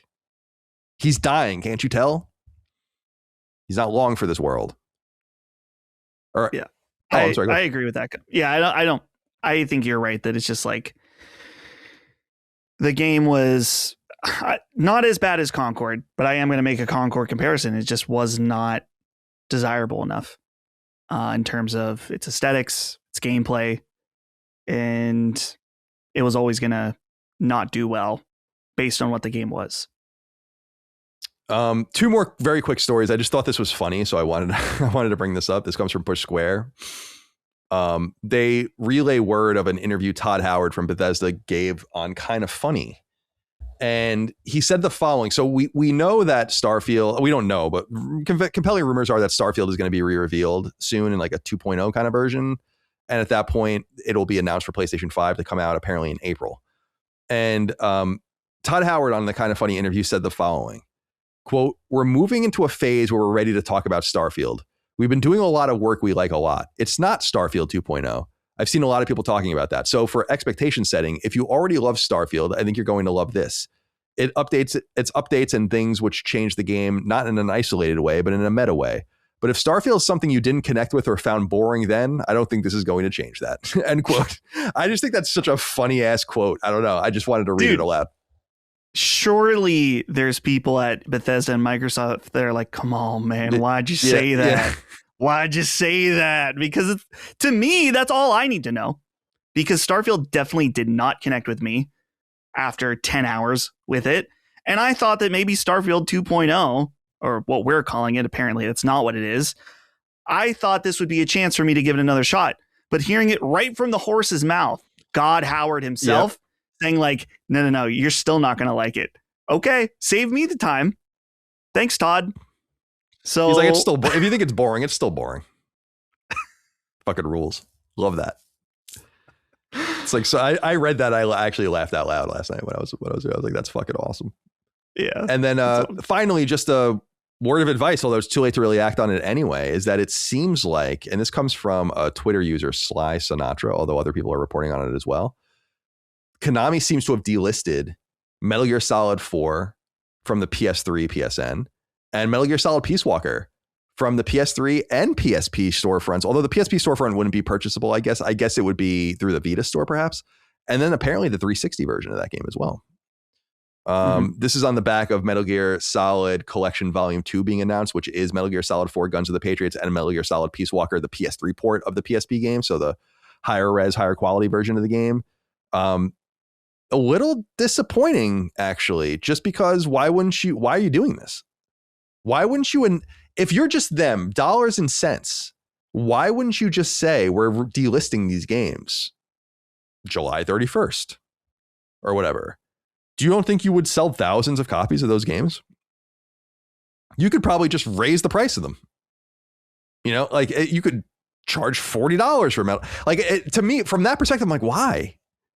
You're not doing any work. These games are living on Sony servers and Microsoft servers. You're not doing anything except for receiving a check. Very weird. So it's not that I begrudge them doing that, especially with the new version out. And you want to have people, but it's not out yet, and you haven't given anyone any notice. So that's what I was saying. It's that they're just gone. So yeah, too bad. Do you think it's possible that they've been paying some kind of licensing for, I don't know, music or something in those games that now it's like, well, we've re-upped the license, but not for this version. So it's gone. Yeah, maybe. But even then you would think they would just ride it out until the game came out, or it just like, I don't think what they're doing should be allowed. Like, I actually think that there should be a regulations on the storefront saying like, you can't just remove a game without notice. Unless it's like you're being sued or like something is illegal or something in it. You can't just be like, yeah, this game's gone now. You have to give notice. Maybe if it's even 30 days or something. And you could say it's like got to be notice on a blog or something. So like no one sees it, but like I'm not comfortable with that. I don't like that. And I'm usually pretty hands off with that kind of shit, but because I think you should be able to manage your catalog to your heart's content, but I don't like that. So anyway, those will be out later in the year, and so you won't have to worry about that anymore. And I'm sure these will be much better versions. But if you don't have the physical versions of those, or have already, obviously, if you purchase the digital versions of those will be available to you in perpetuity. All right, Dustin, it's time to get into what we're playing. I guess I'll go first. You're playing it as well. God of War, Sons of Sparta. We'll talk a little bit about that, and then we can get into what you're playing otherwise, which is Dragon Quest VII. And then we'll get into 6 questions, comments, concerns, thoughts, and ideas, and wrap this bad boy up once and for all as we lead into episode 400. So God of War, Sons of Sparta, let's present it with some inquiries from the audience. Cody Nardo wrote in, said, hello, Sacred Studs. This question is for all 3 of you fine gentlemen. Can we all collectively agree that God of War, Sons of Sparta is the worst rated game in the entire series? I don't think we need to agree on that. It is the worst rated game in the entire series. The fact this game made it through playtesting, charging a full $30 for the standard edition or $40 for the deluxe edition, and locking co-op after beating the game is robbery. The voice acting is utterly abysmal, and playing as a young Kratos with so many stops for dialogue, it has made it hard for me to continue and finish the game. Mind you, I'm just 2+ hours into the game, according to my PSN homepage, but with the lack of using a D-pad for a Metroidvania game and playing with only a spear makes me wish I didn't impulse buy it and just waited for reviews and thorough gameplay analysis. The Castlevania game shown during last week's State of Play looks miles better than what PlayStation Studios shit out with God of War, Sons of Sparta. Thank you, and have a wonderful day. Dresk47 wrote in. Actually, do I want to read this one as well? No, actually, we'll save this one. Yeah. I thought they went together, but they don't. All right, so I'm 20 hours into God of War, Sons of Sparta. I'm pretty close to the end, I think. The trophies indicate that maybe there's a couple more bosses or something. I don't know. I have to beat it tonight because to remind everyone, we're doing Sacred Symbols Plus review discussion spoiler casting with Brad and Radic on God of War, Sons of Sparta. So we'll talk about it much more in depth and spoil the shit out of it and stuff there. I will say that I think the game gets better the more you play it. And I don't think it's great by any stretch of the imagination. Like I don't feel like it's great. I don't think it has the makings of a great Metroidvania, but I don't think it's anywhere near as bad as people are saying it is either. And I think it's fine. It's good. There are major problems with it. And they're surmountable problems, but they're problems nonetheless. The D-pad stuff is completely insane. The more you play the game, the more you realize what they were probably trying to do. But this is the same idea that they had with Guacamelee back in the day at Drinkbox, which is, like all the commands will quickly for powers will be on the D-pad. Just use it. It's like the D-pad's got to be for movement. Do it on the analog stick. Do it on the touchpad. But you can't have it like this. And you do get used to it. But it is not the ideal way to play a 2D game. And I understand some people gravitate towards the stick no matter what, but if you're a 2D purist, it's very hard for me to believe that you play your games with a stick. It's like, it's ridiculous. I don't know why you would do that. And it really shines through in a negative way with combat, just in that you have the analog stick's so sensitive in what direction you're going. It's like, I'm trying to stab up. And it's like, I want to stab kind of this way because it's kind of like you're going up, but you're going a little bit to the left. I'm like, I'm just going up. Just stab up, and so it's too much, ironically, too much control. And it doesn't need it. That's a major problem. Another major problem is that the characters do not shut the fuck up at any time in the game. Like, run three screens, stop. Talk. Run 3 screens. Stop. Talk. Run 2 screens. Talk. Run 4 screens. They're talking in the background. Go to the save point. Oh, now you can't just save. Now you have to talk. Like, I like story. I think you have to understand what time it is when you're playing a Metroidvania. It's about flow. It's about exploration, environmental storytelling. And you could do things like, I love Symphony of the Night, like earning, everyone knows that, but earning the cutscenes. You go into a room, Maria's there. Right? You find her and she gives you a little update, you talk for a minute, and then you go on your way, and then you can explore and be free. And I just feel like the game doesn't quite let you just be. It's a lot.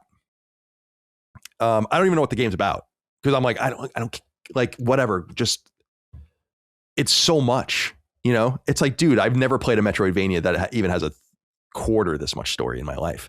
Now that might have been the whole thing, and some people might like that, and some people might enjoy it. I will say that I do like the premise of the game. I do like this idea of pre-God of War Kratos. I think it's a nice idea.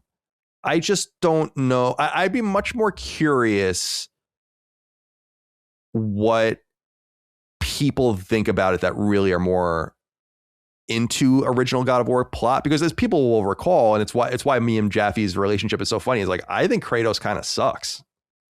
And I always loved to play God of War, but it was never something I was super into, because I'm like, I just don't like this character. He's screaming, he's mad all the time, he has no depth. I've actually come around a little bit more on him over time, and I certainly like the way he is in the Barlog games, I will admit. Or the Barlog reimagining. It's not both of his games. There's some really cool components of it. I do think it's beautiful. And I really do take umbrage with people saying, like, look at how ugly this game is. This shitty game. I'm like, what are you talking about? What are you, fucking blind? Like, I don't understand. Like, that to me just doesn't. I do think the animations are a little weird sometimes. Everything's a little squat. Jaffe and I were talking about this on that. I think they could have lowered the y-axis and zoomed the camera in a little bit. But I like a zoomed out camera generally. But environmentally, I think the game's beautiful. Like, I've taken a bunch of screenshots. I'll share them maybe on Twitter at some point. But I'm like, damn, dude, this game is awesome looking. Like, the way this game looks is the fucking least of its problems. I also like the soundtrack. I'm surprised by how old school the soundtrack is, that it doesn't sound all the time, or even usually like God of War. It sounds like a retro game. Like they understood what they were doing in that regard. I dig it. And I think the price is actually more appropriate than I had originally gauged. I was of the mind that maybe this is a $24.99 game. I don't think I would have gone below that. $30 seemed like a little aggressive. But the more I play it, the more I'm like, this is a pretty big game. I mean, if you see it through, I can't imagine you seeing the whole thing, and maybe I'm overstepping, like 25 to 30 hours seems like where it's going to end up if you do everything in the game. That's about $1 an hour. That seems fine to me. So I'm a little bit of two minds with it. I could rattle off Metroidvanias that are better than this game. Like, it's completely trivial exercise, but it is not a disaster. And I kind of dig where it's going. And I don't mean in a story way. I mean, like, where this is like, we're trying a different thing. This is a well-worn genre. People enjoy it as a different way to express our story and explore the world of God of War. I like it. Like, I just, again, I don't think there's very much about it that recommends it beyond if you're into Metroid. Well, let me put it this way. If you're into Metroidvanias, I actually think it's totally worth playing. But if you're not into God of War and you're not into Metroidvanias, I mean, there's nothing here for you. And I'm really curious to see if they do patch it with the D-pad or not. I feel like that's going to require them to bite the bullet and realize that their whole design philosophy is wrong. As far as like, it's just wrong. It's not, there must have been an argument inside about this on whether they should do it or not, but they made the wrong choice. The game would be, the game would be much more playable, and I think even rising to a higher level if it obviously controlled better. So that's kind of what I have to say about it on a high level, but we'll get into the nitty gritty of it on the spoiler cast. What do you have to say about God of War, Sons of Sparta? So I've played for just over an hour. It was on my channel on a stream. If you want to go watch me or get my thoughts as I'm playing. So take that, take my opinion as you will with how limited my experience is. I gotta say that the feedback or the negative response, I get it. A lot of the way I framed the stream was about, like, a lot of the conversation about this game, of course, has been about Jaffe's response, creating headlines about this game, because I think that did he say it was total crap? Yeah, it's not total crap. It's not even remotely total crap. My takeaway from an hour in it, in my opinion, that I was like, I think that the points that Jaffe made, both on his video and on our stream Monday, are extremely valid. And especially from his perspective, where he was talking about when he was one of the founders of Santa Monica, that it was like, we have a dedication to excellence. We only want to put out the best we possibly can.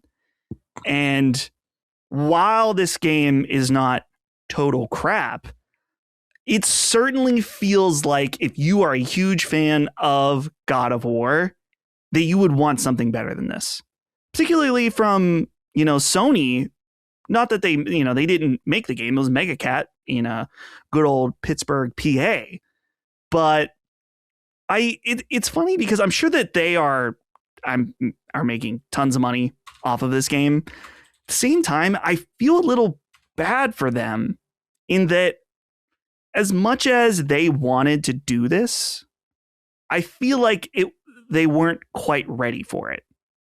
Like, this is not the team that you should have had to make a 2D God of War game, because the expectations are just so high that being a good Metroidvania game that's a God of War game is not good enough for what people expect. Mm-hmm. Yeah. From that, not only from that series, but from being a closer at a state of play. Like, this is a Sony game. So there's going to be way, way more scrutiny on it.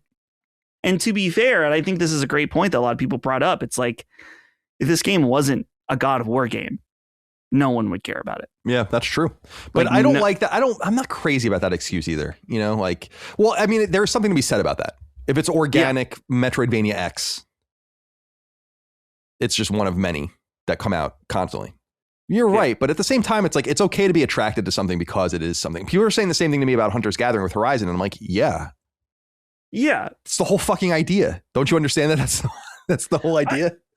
I think that the thing too is just that, and you were touching on this, is just there are so many exceptional Metroidvania games now. We're coming off of Silksong, which was nominated, a Metroidvania game nominated for Game of the Year. And so that's very fresh on the minds of people that play these games. And so when you're comparing it to those other ones, as you're saying, there's a million other way better ones. So I could understand completely the frustration that it's like, I don't want a good God of War Metroidvania game. I want an excellent one. And it's not that. I think that the angle of young Kratos is interesting, but I totally agree with Jaffe as I was playing it. I'm like, dude, I would way rather be pixel art Kratos, like really fucking people up right now with the Blades of Chaos. Yeah, it's a little too Sony. And I think that they're obsessed with companion characters, obviously. And we'll get into the 2-player component of the game, which I think is kind of neat. And the way they did it, I think is kind of neat. I think people are kind of being a little crazy about it. But I think there's some confusion, Dustin, and I think reasonably so. It's like, well, why are people blaming Santa Monica? It's like, yeah, Santa Monica didn't make the game, but they're branded on it and they produced it. Everything runs through them. So they had their hands all over it, and they deserve some of the blame.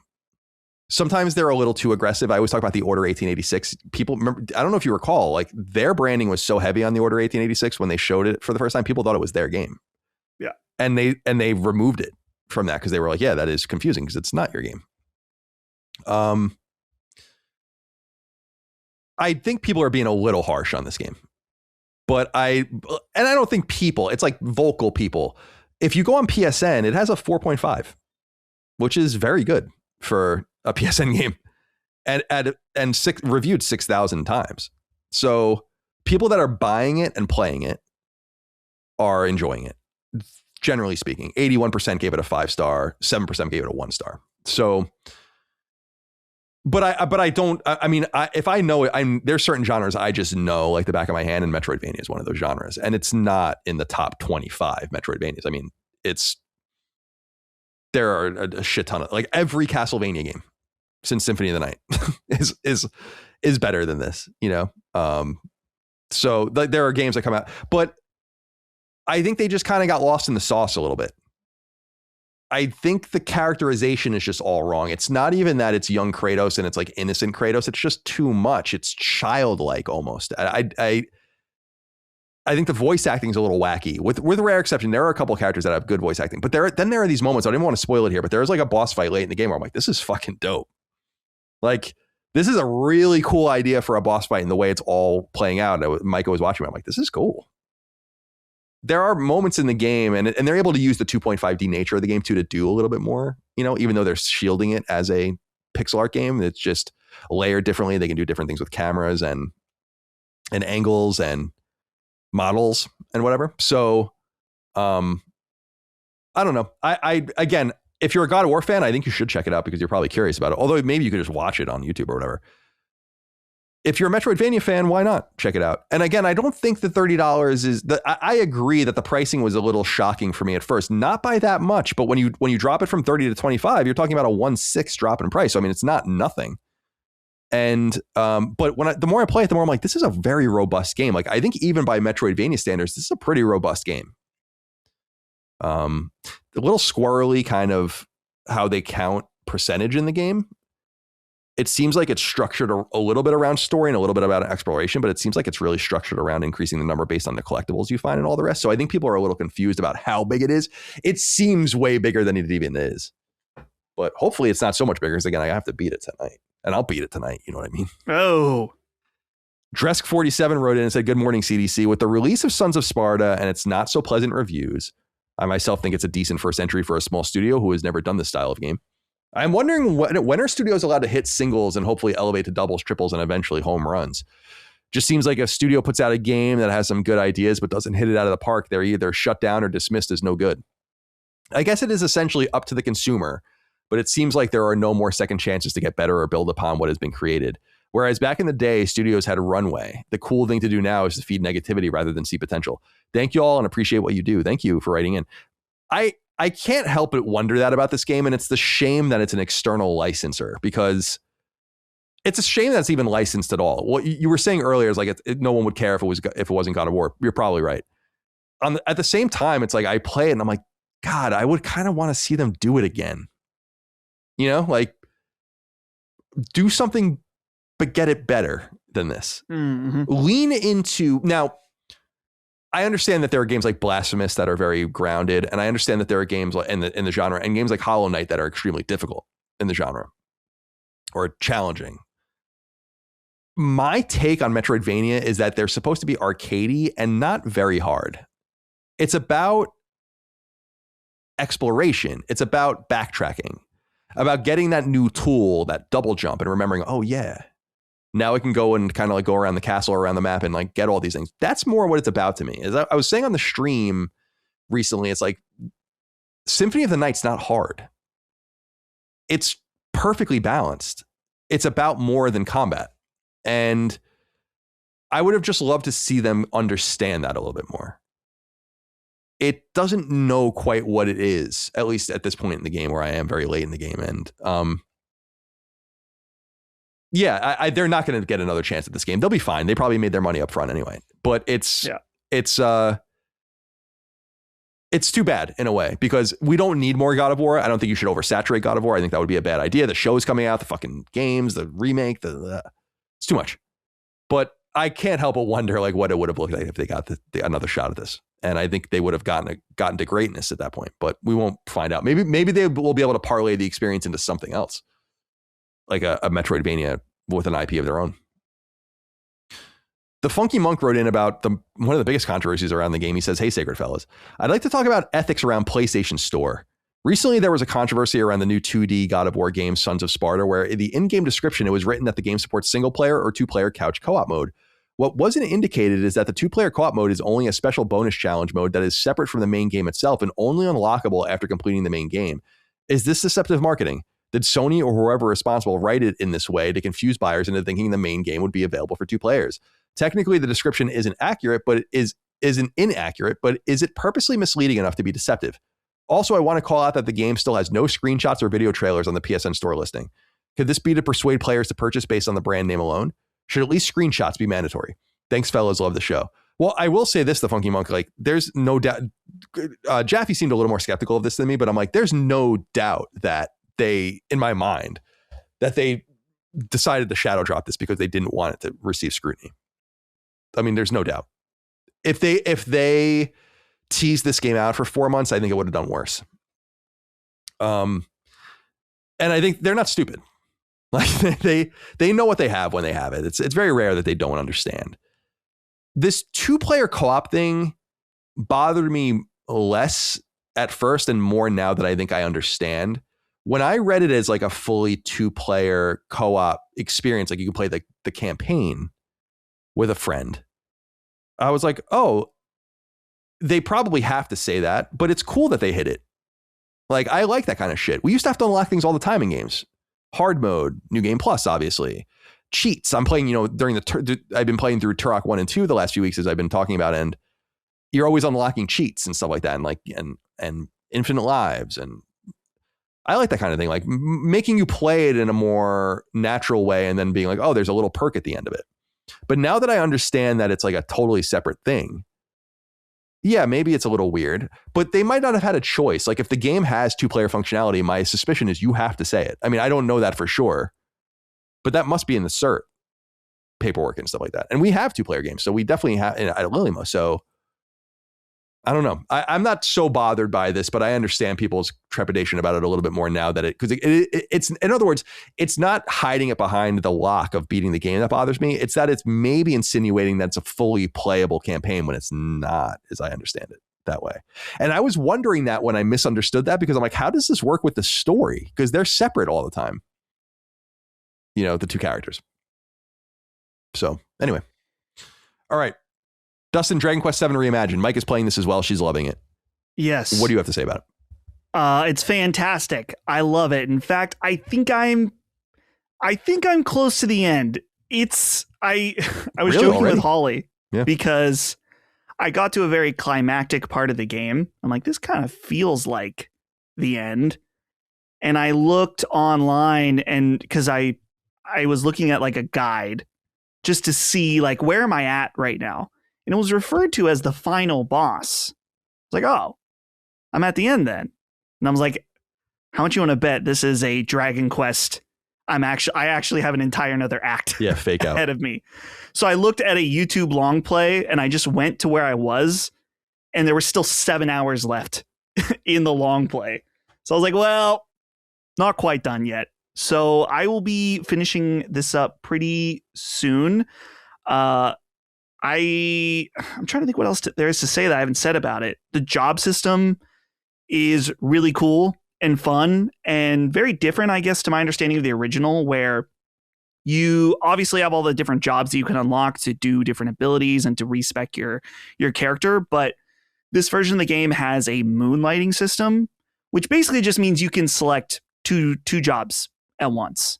So you could it's like, okay, I want to have one job that I have much higher leveled or max leveled, and you can have a secondary job. That way you're not like severely nerfing your character for a little bit in order to learn a new job. So, and there's a lot of things where it's like, in order to unlock this job, you have to max out these 2 jobs. So I've just been going with my different characters and kind of min-maxing that in order to unlock the higher tier jobs that you can do. But yeah, it's super cute, super fun, pretty light overall. There are some weirdly, really depressing like side quest stories in this game that I really liked. So yeah, it'll be the first Dragon Quest game that I've ever completed, and I'll be done for sure by next week before Resident Evil. I don't know, Colin, did I show you? I bought some Dragon Quest merch, but not for me. Oh, for the baby. For the little baby. For the baby. I bought, let me see, can I just send this as a link? You gotta see the baby. Gotta see the baby. Okay, let me send this to you. It's like a little onesie with a hood and pants. I would wear that. He won't be able to wear this one for a while, but I'm gonna have it locked in. And then I also bought, there's a little slime hat. Can I get away with wearing that onesie, you think? It might be a bit of a stretch. Yeah. You might have to. The hat's really cute. dude, the hat. So I actually used. I know some people in Japan, but I feel really annoying asking them to buy stuff for me and then mail it to me. So I'm using like one of those proxy services. Mm-hmm. So I bought it off like an auction site in Japan, and it's gonna cost. It didn't cost me a lot of money, but with baby clothes, you're spending all this money, and they're gonna wear it for not a bit. Babies grow really fast, so I was like, I gotta have these pieces. So yeah, this is good shit. I Dude, I would love a slime sweatshirt with like the hood. Probably have. Oh, with a hood like that? Yeah. Maybe you look a little bit like a Klansman, but that's all right. It's blue. So, that could be like some sort of rank or whatever. I don't know. As long as the top isn't a full point, it needs to be rounded. Yeah. Like it doesn't need to be a point. Yeah. But, so yeah, Dragon Quest. I would wear the onesie though. Oh, yeah. With the little buttons. We can arrange that. Yeah. We can figure something out, whether maybe we get one custom made. The long johns with the knee pads are really cool too. Yeah. I love the slime, so as everyone knows. So dude, it's a whole line at ironic Toys R Us alive in Japan. I found out. Interesting. It's a full line at Babies R Us in Japan right now. All this Dragon Quest kids merch. And so I'm very excited for that. Holly is playing it as well. She's not quite as far as me. And you said Mike is playing. How's she liking it? Yeah, she likes it. I think she's really into it. I've been watching her play it a little bit too. It's really cute. Like it looks great. Like I do think they nailed the aesthetic pretty well. And you were noting that as well. And I know she's really liking it. So it's so tantalizing. It's just because I really do love Dragon Quest. It's just there's so much to play. And like you said, Resident Evil is a week from today, I think. Tomorrow. Oh, Friday. So yeah, I gotta like get moving, like, and God of War totally fucked everything up, like, yeah, because that's gonna be like 2 weeks of my life basically, and then I have to move on. So yeah, and I want to get through Resident Evil. It's not even that I'm like that eager to play Resident Evil. I could wait. I mean, I'm very excited about it, but I just don't want it to be spoiled. And as I understand, like it's already in the wild. And the good news is that I don't know Resident Evil well enough to like I've played every Resident Evil game and I understand like the ins and outs of it somewhat well, but like I'm not so nerdy about it where like it could be easily spoiled for me. You're gonna have to like remember what did someone spoil for me once where I'm like, I don't know what the fuck you're talking about, so it doesn't matter. It was something so funny where I'm like, I don't know, like it does, like I literally read it and I'm like, I'm not gonna remember this by the time. Was it Wolverine? Yeah, maybe that's what it was. I'm like, when you read it, I don't give a fuck. Yeah. You know what it was with Wolverine is that I read the script. Yeah. Or like whatever leaked. And I don't remember it at all. That's not a huge surprise. All right. Dustin, let's end with 6 questions, comments, concerns, thoughts, and ideas from the audience over on Patreon. Patreon.com/LastStandMedia. Of course, you submit your inquiries over on Patreon.com/LastStandMedia into the thread on the news feed each week that we publish for this show and all the other shows in our network too. You've heard them throughout the show, and we will hear from 6 more of you now, beginning with Snake Plissken, who says, "Gentleman and Ladyboy." Who do you think the Ladyboy was? I don't know. We'll say Chris. I think I'm used to the abuse, so I immediately thought it was me. Yeah, you're right. You were being overly abused. I want to do something about that. Yeah. So, I don't like that. It's fine. The name Snake Plissken, I will forgive it because I love that. That's a great Patreon name. It is. Silent Hill Townfall, he writes, is apparently a PS5 console exclusive.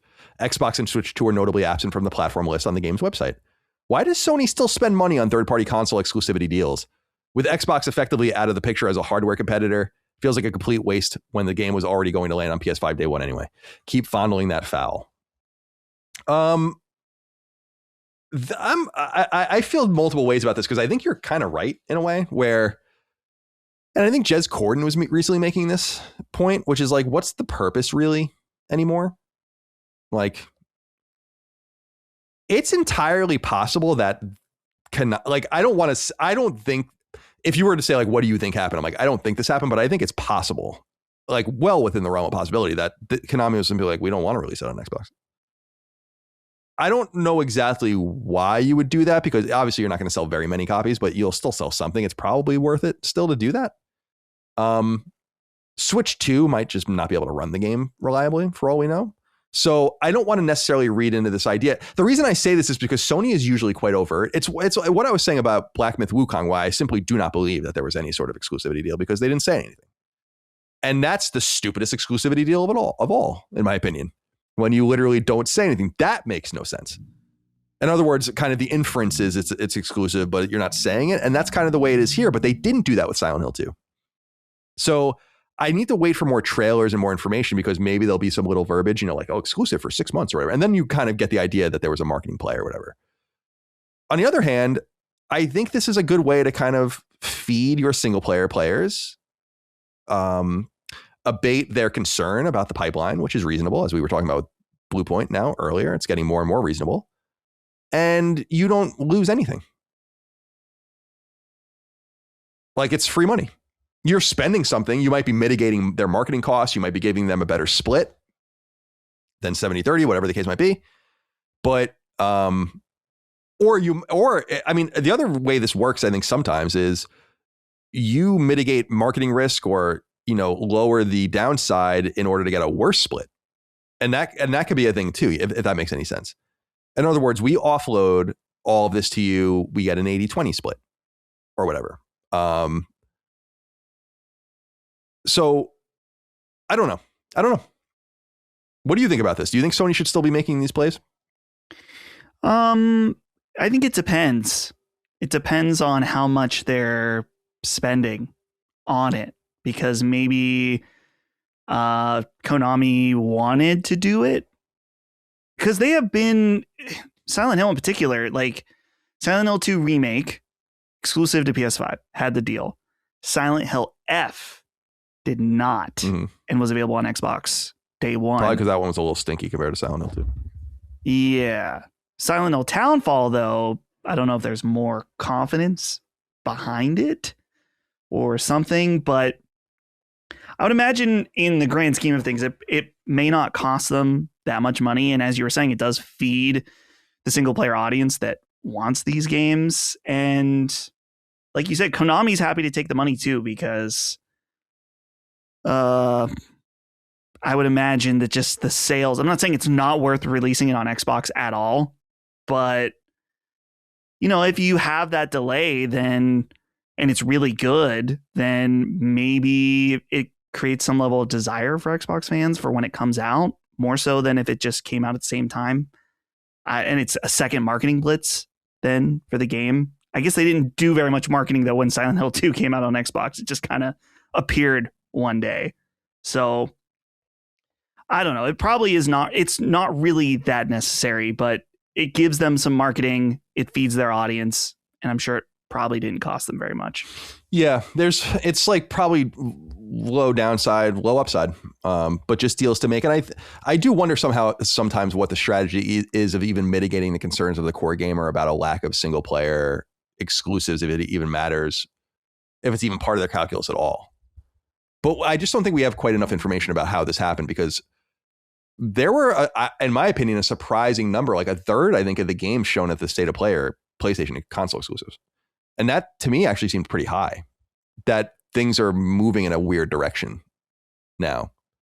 We'll see. We'll see what happens. Rube Rupak wrote in and said, "Good Thursday, gentlemen. Haven't seen too many folks discuss this, but do we think the God of War trilogy is one game or three separate games spread over many years, like Final Fantasy VII? What do you think?" I think it really could go either way. My gut says that it will be one game. And my thing too, not that Rube brought this up, I would not expect it to be remade to the degree of Final Fantasy VII. Ideally, I'm not a huge God of War, like OG God of War fan, but I think the ideal experience would be to keep the gameplay as intact as possible and give it a new coat of paint, much like the Oblivion remake. Remaster that came out, but I guess they called it a remake. Yeah, I personally have different visual expectations than you do. I think I expect this to be like a big overhaul of the game. If it's one package and it's early in development, like I wonder how they're going to produce it. Like, do you do all three games at the same time with three different teams. One, they get progressively bigger, obviously, and more complicated in the trilogy. Do you focus on the whole team on one at a time? Try to get them out every 2 years, maybe? That would still be fairly... The thing is that it's not so ambitious because you have all the groundwork for the games. If you just copy the games pound for pound, basically, which is what Bluepoint used to do, essentially, then you kind of have a lot of the work done. A lot of it is about just the visual fidelity of the game, how it plays, if it replicates the experience well. So a lot of the work is there. It shouldn't take 5 years to remake each of these games, in other words. But my other thought is, like, do they do like the Peter Jackson Lord of the Rings kind of thing, where you do as much of the work as possible in the beginning? Obviously, they're all going to share tools with each other and models and all of the rest, and then you kind of get one out 1 year, one the next year, one the year after that. Is that too aggressive? Probably. But if you don't release them separately, then I just think we're going to be waiting for a while, and I'm fine with that. But it makes me wonder why you even announced it. Like, this is like, if they're all going to be together, like, straight up, this is a 2030 thing, right? From my perspective. We'll see what happens. And again, I'm still curious about who's making it, because at least I didn't think Bluepoint was making it, and now we definitely know they're not. But I still feel like using internal resources to make this is strange. And it really does go to show, like, their first party internal obsession with going back to old games. And this is something that should have happened already too. I feel like they've waited too long. Like, it doesn't matter because they're going to do great, but, like, why did you even wait this long? Yeah. God of War's 21 years old. By the time the first game comes out, it'll be 25 years old. It's a pretty long time for a remake in this environment. KB wrote in and said, "Hey, gents, it's been 3 years since the reveal trailer for Fairgames, and a lot has transpired since then with Sony's live service initiative. They've now seen both ends of the spectrum in this space, the cataclysmic failure of Concord and the breakout success of Helldivers 2. Increasingly, in today's live service market, internet reaction can bend the arc of a game's trajectory almost immediately, pushing it towards explosive success out of the gate or an instant collapse where the narrative overwhelms the product itself. Fairgames feels like it squarely fits into the latter category. From its initial presentation to its art direction and character designs, it feels like the game has an F-16 laser lock trained on it with gamers ready to fire the moment it resurfaces. My question is this. Since the Project Hearts alpha last year, does the extended silence indicate a deeper identity shift behind the scenes? With both Jade Raymond and the original creative director now gone, what reason would there be to keep Fairgames exactly aligned with its original vision? Unless the tone and ethos evolves beyond the punk-looking teens robbing the rich concept, it's hard to see the game achieving broad appeal. If it's re-revealed unchanged, it's going to be dead on arrival. What say you? Doesn't? Certainly that there needs to be reworking. I wonder what's happening literally right now with Fairgames, because with the Horizon reveal, I wonder if that went the way they expected with that game, particularly with how people feel about the art style. And you would hope that Sony is learning about why did Concord fail? Like, sure, they're not stupid. So, with Fairgames, they've certainly been changing it behind the scenes, and I would imagine that their response to these other live service games, you would hope, would have an impact into how they develop the game. And yeah, if Fairgames looks very similar to what they originally teased with, absolutely DOA. And even then, like, with the gameplay that we heard about, it's like, that's not going to cut it either. If it looks uncool and it plays like something you already played before, just not as good. It's as we've been saying on the show. I can't remember who said it first, but it's like, being good isn't good enough anymore. So I just wonder at this point with Fairgames, like, if it's certainly been changing, have they found a direction that they're like, okay, we can work with this. This could be the home run. It's the only reason it would still exist at this point, right? Yeah, that's the big thing I'm confused about, is just, especially with Bluepoint's demise, it puts things into focus that they're making decisions based on revenue churn, and they see, obviously in the pecking order, see something here, right? I mean, you could, I remember we said this about Kill the Justice League when they delayed it for a year. It's like, it's not enough to really do anything to the game. And that's true here too. You could give the game a whole new visual identity, and that might be what they're doing, but that's years of work. That's not a trivial thing. I mean, you could use the same animation rigging and all the rest, and like, there's a lot of work you've done, but in terms of like the visuals, like the actual from concept to execution, like that's a whole thing. And they thought they had that nailed down. So, which does suggest it's like, why not just start again or whatever? But that's easier said than done. And it's just a little surprising. This studio can't be cheap. Quebec's not a cheap place. They're pretty high-end developers there from UB and Google and others. Obviously, they lost their leadership, which is a horrible sign for the game. But they might want to try to save it. I don't know. Again, knowing that they have a mind towards closing studios, it is surprising. They're surprising. I don't know what's going to... I'm still not convinced that game's coming out. But we'll see what happens, I guess. And I do agree with both of you and KB, Dustin, is that it is DOA if they don't do anything to it.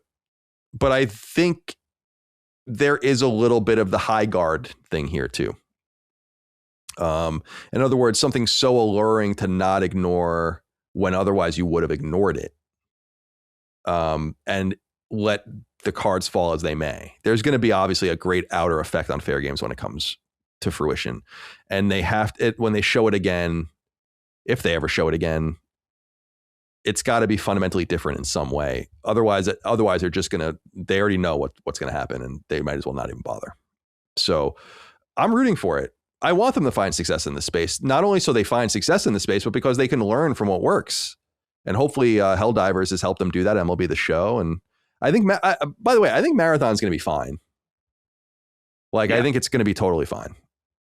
And I don't mean that as an insult. Like, people are saying like Marathon's dead. I'm like, no, it's not. It'll be fine. Boof Pack Zach wrote in and said, greetings, Sacred Ones. With the new Castlevania game getting announced, I was wondering what everyone's opinions are on the best place to get started into the series. Are the first games too difficult for a newcomer that wants to enjoy the story beats?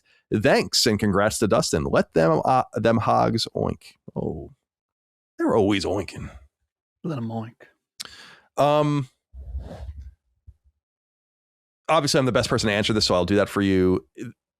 The original Castlevania games are extremely hard, but the beauty of it is if you play the Castlevania collection, like the retro collection on PS4, obviously playable on PS5, there are really robust and generous rewind features. Like, you could just cheat your way through the games if you really wanted to. Obviously, you can set up your own like rule set about how you want to play, but you can make it easier for yourself if you want to experience those games. I will say that playing the early Castlevania games, so like NES, SNES, Genesis, and so on, are not, even Rondo and stuff, like, they're not, Rondo's more story driven, but they're not really about story as much as environmental storytelling, and then the beginning and the endings and what you kind of glean from the instruction manual from the back of the box and all the rest. So you don't really even need to play them to experience that, but you should play them to experience them because they're great games, but they are hard. If you want to get into, again, there's 3 pillars of Castlevania: classic, Metroidvania, 3D. 3D is basically dead. I wouldn't even worry about that right now. Metroidvania, I mean, obviously Symphony of the Night is one of the best games of all time. Not just best Castlevania game. And then there's the classic games, which begin with Castlevania 1. So you have different options, but maybe if you want to kind of ease into it a little bit more, you go with Symphony of the Night first and see if you like it. And then you can always go backwards into the more traditional 2D linear side scrollers. I'm the Silent Minority wrote in and said, Dear Sacred Trinity of the Symbols, I played Ball Pit recently after hearing it discussed on Sacred Symbols. Which made me wonder, do you see yourselves as tastemakers within the PlayStation ecosystem? What do you think about your real world influence on what people actually play and spend money on? I'll hang up and be hung. Very well. Now, do you mean like, because that's bad English, do you mean that you're hung?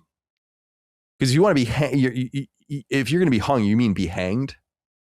It's one of my English pet peeves. People are like, he should be hung. It's like, no, he should be hanged is actually the proper language. Maybe he's well hung. That's what I'm saying. I wonder if he means it like that. Is he an English aficionado, perhaps? Yeah. All right. So have you ever thought about this? I've thought about this a great deal in my career. Yeah. I think that there is certainly among our audience and people that listen to us, we have a great deal of influence. Because people tell me all the time, like, oh, I decided to play this because you recommended it. Hearing you talk about it, I decided to pick that up. And that extends beyond games. I love people sometimes message me and be like, I started listening to Jimmy Eat World because of you, and now they're one of my favorite bands. I'm like, dude, that's awesome. I love to hear stuff like that. But awesome. Maybe you, Colin, I don't consider myself a tastemaker. Like Dustin's one of the premier tastemakers in the PlayStation ecosystem. It's like, no, I don't think so. I think that would be cool. I mean, certainly there are, like, I don't know. I have had a few YouTube videos that have really popped off that certainly had influence outside of our community. Like the PlayStation 5 Pro video I did got over 100K views. Certainly that had some kind of tastemaker approach or tastemaker in terms of how people felt, or at least confirmed how people were feeling about the PS5 Pro to some degree. But I don't think I'm at the level where it's like I talk about a game on Sacred Symbols and then suddenly the developer sees a boost on their that day's sales on PSN. I think that, yeah, I personally don't have taste making powers anymore, and I don't know that I ever individually did. But when I was a critic at IGN for many years, I definitely, and I've talked about this before, like, because publishers would tell me, it's like my coverage of games materially helped certain games. I always bring up Ni no Kuni. Like, that's definitely a game my coverage on IGN had a major role in propagating that game in the West. We gave it all sorts of exclusives and cover story footage. We had the exclusive review, all that kind of stuff. Catherine's another game that I had I think a lot with helping propagate amongst a more skeptical audience. Danganronpa is a series that I think I had a lot to do with helping propagate during my IGN days, but it's not about me. It was about the choices I made and then the platform I had. So once that platform's irrelevant now, really comparable to what it was, or like that was the shit. If you had like the top story on IGN, that was a big deal, or GameSpot or whatever. So I think I was a tastemaker in some way at some point, but it was really more by virtue of just my proximity to the brand. These days, like people make fun of my own gaming tastes. I mean, this would be something I think anyone would think is I think my tastes are pretty impeccable. I think I have I like variety. I like a lot of different things, and I like to try things, and I like to keep an open mind about games. And sometimes, you get your ass bit like you did with like I did with Mind's Eye, and sometimes you're pleasantly surprised if you keep expectations low. But I like to play a lot of different things. And something like Ball Pit was huge beyond me. Like the things I like more are when people when I know that there are games out there that people are not playing comparable to what they should be, and that people check those games out. And Lovish is the most recent example of that, where I think that game is fucking awesome, and it doesn't seem like anyone's really playing it. And that's not no one's fault. It's just crowded out there. So I take a lot more. I take a lot more pride in thinking that like I might have sold the audience 100 copies of Lovish than I did in turning them on to the Last of Us factions or something like that. And I do try to take it seriously in that I try to tell you what I think straight up. And I do think that me getting, I don't get games for free anymore and haven't for many years. And that really began by choice. And now I just don't talk to PR really at all anymore.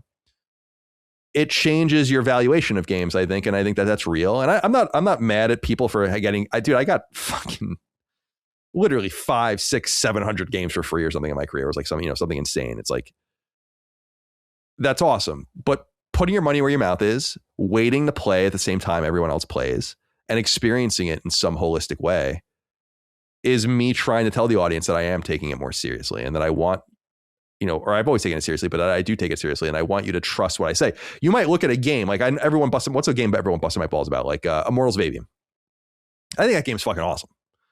And I think a lot of people would like it a lot if they just gave it a try. But people make fun of me and like, that game sucks or whatever. And I'm like, well, you can feel that way and I can feel that way. But what I can tell you for sure is that I'm telling you the truth about how I feel about it. Like 100%. I have nothing to, and you can't accuse us of ever shilling or doing any of these or protecting relationships, because there is no shilling and there are no relationships. There are no game ads. We turned down a lot of money from, as I said, was this fast fall. We turned down a lot of money from ARC Raiders.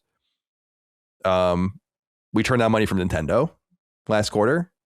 I want people to believe us. So that's that whole ecosystem of belief, I think, is fed by access. And I'm just trying to tell you what I like and what I don't. Kyle Day wrote in and said, hello to my favorite trio. Well, sorry. Why don't more studios release demos these days? After the state of play last week, I decided to download a few of the demos mentioned: Pragmata, Mina the Hollower, and Darwin's Paradox. I had been undecided on Mina and Pragmata, but will be day one now. Pragmata was awesome. Other than the work to make the demo, what is the downside to putting one out? I feel like the number of people that play the demo and decide they are in would be a much higher than those that were already in, but the demo scared them off. To be fair, the Darwin's Paradox demo confirmed it was not for me, but I was never buying it apps in a demo anyway. There are some publishers that are way more aggressive than others. Like Square Enix is extremely aggressive with demos, which I think is great. Capcom is fairly aggressive with demos, or at least access. They show games too much though. The downsides are obvious, that you don't want to, it really says what you, not releasing the demo, but having the wherewithal to actually be able to do it internally is a sign that you don't believe in your game ultimately. But you do have to take time to polish it. It used to be a big problem. I don't know if you remember that. Like games used to get delayed constantly because of E3, because of Gamescom, because of Tokyo Game Show, because studios would basically be like, all right, everyone shut down. We have to shine this 10-minute part of the game to a fucking sheen. That's what we're going to be doing for the next 2 months as we make a build. And with the collapse of in-person game shows, generally speaking, that has gone away. And I think people are more comfortable just keeping cards close to their vest and not revealing anything that could be used against the game. The other side of it, of course, Dustin, is the demos are good tools to market. It's just that you risk turning people off. And so I don't think it's quite as obvious what you should do. I don't know.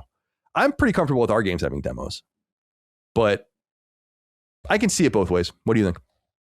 I think demos are great. I really in particular like demos that are when the game is done. So then you avoid the problem of like, well, we had to, there's still time that needs to be taken in order to make that slice, but it's nowhere near like we got to polish something up and it's not coming out for a while. Most recent example, Dragon Quest VII Reimagined had a demo where you could play a significant 3 hours of the game. And that's what's been great for talking about the game. It's like, if you're interested in it, it's very pro-consumer. It's like, just go play the demo and you will absolutely know whether or not it's a game for you or not. Sure. And I think it's absolutely important, not important, but it shows a sign of confidence that it's like, yeah, we're putting it out here, come check it out. And there is an absolutely real possibility that you may lose a sale from someone who was just curious enough and had just enough cash that they were just going to buy it. But then they played the demo and maybe they weren't so interested in it. And so that's a risk that you take. But I think it's a super nice consumer friendly move to be like, yeah, come check it out. And it's so nice too, where it's like, if you play the demo, then it's like, well, when you pick up the game, you can just keep playing. Super cool. Yeah, so yeah. I think we are seeing a resurgence in demos overall over the last few years. And as you mentioned, like Square Enix, Capcom, they're some of the main ones leading the charge. And I think it's great.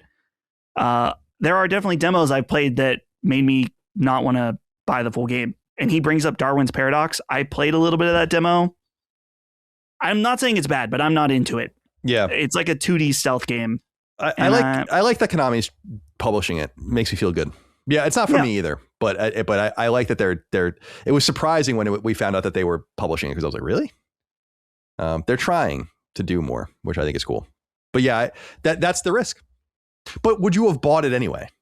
That's the other thing too. I think it's unknowable. Like you said, the Dragon Quest VII stuff, where it's basically just the final build of the game sealed off by time, is basically like the time demo is the best way to do it. But that's with the luxury of going gold really early, which Japanese games often do go gold really early, comparable to Western games. Don't want to stereotype, but All right.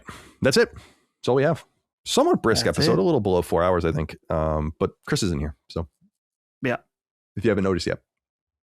Any closing comments before we go?